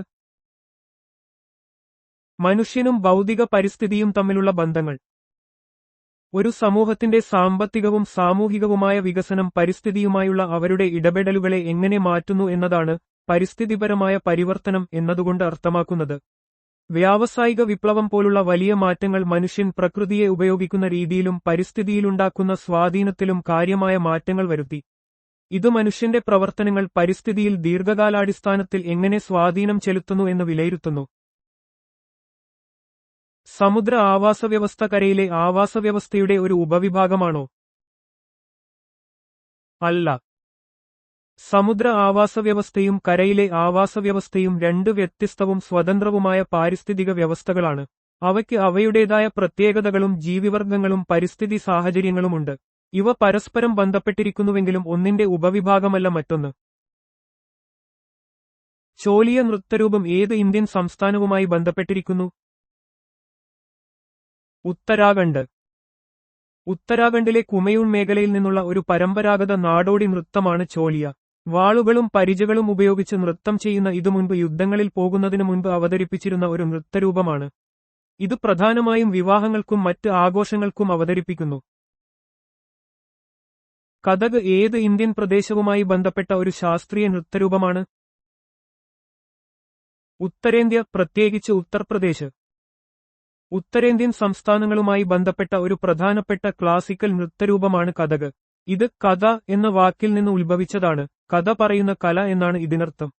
ഉത്തർപ്രദേശിലെ ലക്നൌ, വാരണാസി, ജയ്പൂർ ഘരാനകൾ ഈ നൃത്തത്തിന് പ്രശസ്തമാണ്. ഐക്യരാഷ്ട്രസഭയുടെ UNO ആസ്ഥാനം എവിടെയാണ്? New York, USA. ലോകസമാധാനവും സുരക്ഷയും നിലനിർത്താൻ ലക്ഷ്യമിട്ട് സ്ഥാപിച്ച ഐക്യരാഷ്ട്രസഭയുടെ ആസ്ഥാനം അമേരിക്കയിലെ ന്യൂയോർക്ക് നഗരത്തിലാണ്. ഈ ആസ്ഥാനം 1952-ൽ ഔദ്യോഗികമായി തുറന്നു പ്രവർത്തനം ആരംഭിച്ചു. ഇതൊരു അന്താരാഷ്ട്ര പ്രദേശമായി കണക്കാക്കപ്പെടുന്നു. ഐക്യരാഷ്ട്രസഭ UNO ഏതു വർഷമാണ് സ്ഥാപിക്കപ്പെട്ടത്? 1945. രണ്ടാം ലോകമഹായുദ്ധത്തിനുശേഷം ലോകസമാധാനം നിലനിർത്തുന്നതിനും രാജ്യങ്ങൾ തമ്മിലുള്ള സഹകരണം വർദ്ധിപ്പിക്കുന്നതിനും വേണ്ടി 1945 ഒക്ടോബർ 24-നാണ് ഐക്യരാഷ്ട്രസഭ സ്ഥാപിതമായത്. ഇതിന്റെ സ്ഥാപകാംഗങ്ങൾ 50 രാജ്യങ്ങളായിരുന്നു. യുണൈറ്റഡ് നേഷൻസ് ചിൽഡ്രൻസ് ഫണ്ടിന്റെ UNICEF ആസ്ഥാനം എവിടെയാണ്? New York, USA. ലോകമെമ്പാടുമുള്ള കുട്ടികളുടെയും കൗമാരക്കാരുടെയും ക്ഷേമത്തിനും ആരോഗ്യത്തിനുമായി പ്രവർത്തിക്കുന്ന ഐക്യരാഷ്ട്രസഭയുടെ ഒരു പ്രത്യേക ഏജൻസിയാണ് UNICEF. ഇതിന്റെ ആസ്ഥാനം അമേരിക്കയിലെ ന്യൂയോർക്ക് നഗരത്തിലാണ്. United Nations children's fund UNICEF എപ്പോഴാണ് സ്ഥാപിക്കപ്പെട്ടത്? 1946. രണ്ടാം ലോകമഹായുദ്ധത്തിൽ തകർന്ന യൂറോപ്പിലെയും ചൈനയിലെയും കുട്ടികൾക്ക് അടിയന്തര സഹായം നൽകുന്നതിനായി 1946 ഡിസംബർ 11-നാണ് UNICEF സ്ഥാപിതമായത്.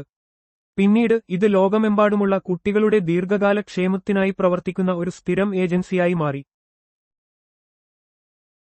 വ്യാപാരവും വികസനവും സംബന്ധിച്ച ഐക്യരാഷ്ട്രസഭയുടെ സമ്മേളനത്തിന്റെ UNCTAD ആസ്ഥാനം എവിടെയാണ്? Geneva, Switzerland. വികസ്വര രാജ്യങ്ങൾക്ക് ലോക സമ്പദ്വ്യവസ്ഥയിൽ തുല്യവും കാര്യക്ഷമവുമായ പങ്കാളിത്തം ഉറപ്പാക്കാൻ സഹായിക്കുന്നതിന് 1964-ൽ സ്ഥാപിതമായ ഐക്യരാഷ്ട്രസഭയുടെ ഒരു പ്രധാന ഘടകമാണ് UNCTAD. ഇതിന്റെ ആസ്ഥാനം സ്വിറ്റ്സർലൻഡിലെ ജനീവയിലാണ്. United Nations Conference on Trade and Development UNCTAD ഏതു വർഷമാണ് സ്ഥാപിക്കപ്പെട്ടത്? 1964. UNCTAD United Nations Conference on Trade and Development 1964-ൽ ജനറൽ അസംബ്ലി സ്ഥാപിച്ച ഒരു സ്ഥിരം ഇന്റർഗവൺമെന്റൽ ബോഡിയാണ്. വികസ്വര രാജ്യങ്ങളുടെ വ്യാപാരം, നിക്ഷേപം, വികസന അവസരങ്ങൾ എന്നിവ വർദ്ധിപ്പിക്കുക എന്നതാണ് ഇതിന്റെ പ്രധാന ലക്ഷ്യം. ലോകാരോഗ്യ സംഘടനയുടെ WHO ആസ്ഥാനം എവിടെയാണ് സ്ഥിതി ചെയ്യുന്നത്? Geneva, Switzerland. ലോകാരോഗ്യ സംഘടനയുടെ WHO ആസ്ഥാനം സ്വിറ്റ്സർലൻഡിലെ ജനീവയിലാണ്. ആഗോള പൊതുജനാരോഗ്യ സംരക്ഷണത്തിനും ഏകോപനത്തിനും നേതൃത്വം നൽകുന്ന ഐക്യരാഷ്ട്രസഭയുടെ ഒരു പ്രത്യേക ഏജൻസിയാണിത്. ലോകാരോഗ്യ സംഘടന WHO എപ്പോഴാണ് സ്ഥാപിക്കപ്പെട്ടത്? 1948. ലോകാരോഗ്യ സംഘടന WHO 1948 ഏപ്രിൽ 7 സ്ഥാപിക്കപ്പെട്ടു. ഈ ദിനമാണ് ലോകാരോഗ്യ ദിനമായി ആചരിക്കുന്നത്. ആഗോള ആരോഗ്യ പ്രശ്നങ്ങൾക്ക് പരിഹാരം കാണുക എന്നതാണ് WHOയുടെ പ്രധാന ദൗത്യം. അന്താരാഷ്ട്ര തൊഴിൽ സംഘടനയുടെ ILO ആസ്ഥാനം എവിടെയാണ്? Geneva, Switzerland. അന്താരാഷ്ട്ര തൊഴിൽ സംഘടനയുടെ ILO ആസ്ഥാനം സ്വിറ്റ്സർലൻഡിലെ ജനീവയിലാണ്. തൊഴിൽ നിലവാരം സ്ഥാപിക്കുന്നതിനും സാമൂഹിക നീതി പ്രോത്സാഹിപ്പിക്കുന്നതിനും ILO പ്രവർത്തിക്കുന്നു. അന്താരാഷ്ട്ര തൊഴിൽ സംഘടന ILO ഏതു വർഷമാണ് സ്ഥാപിക്കപ്പെട്ടത്? 1919.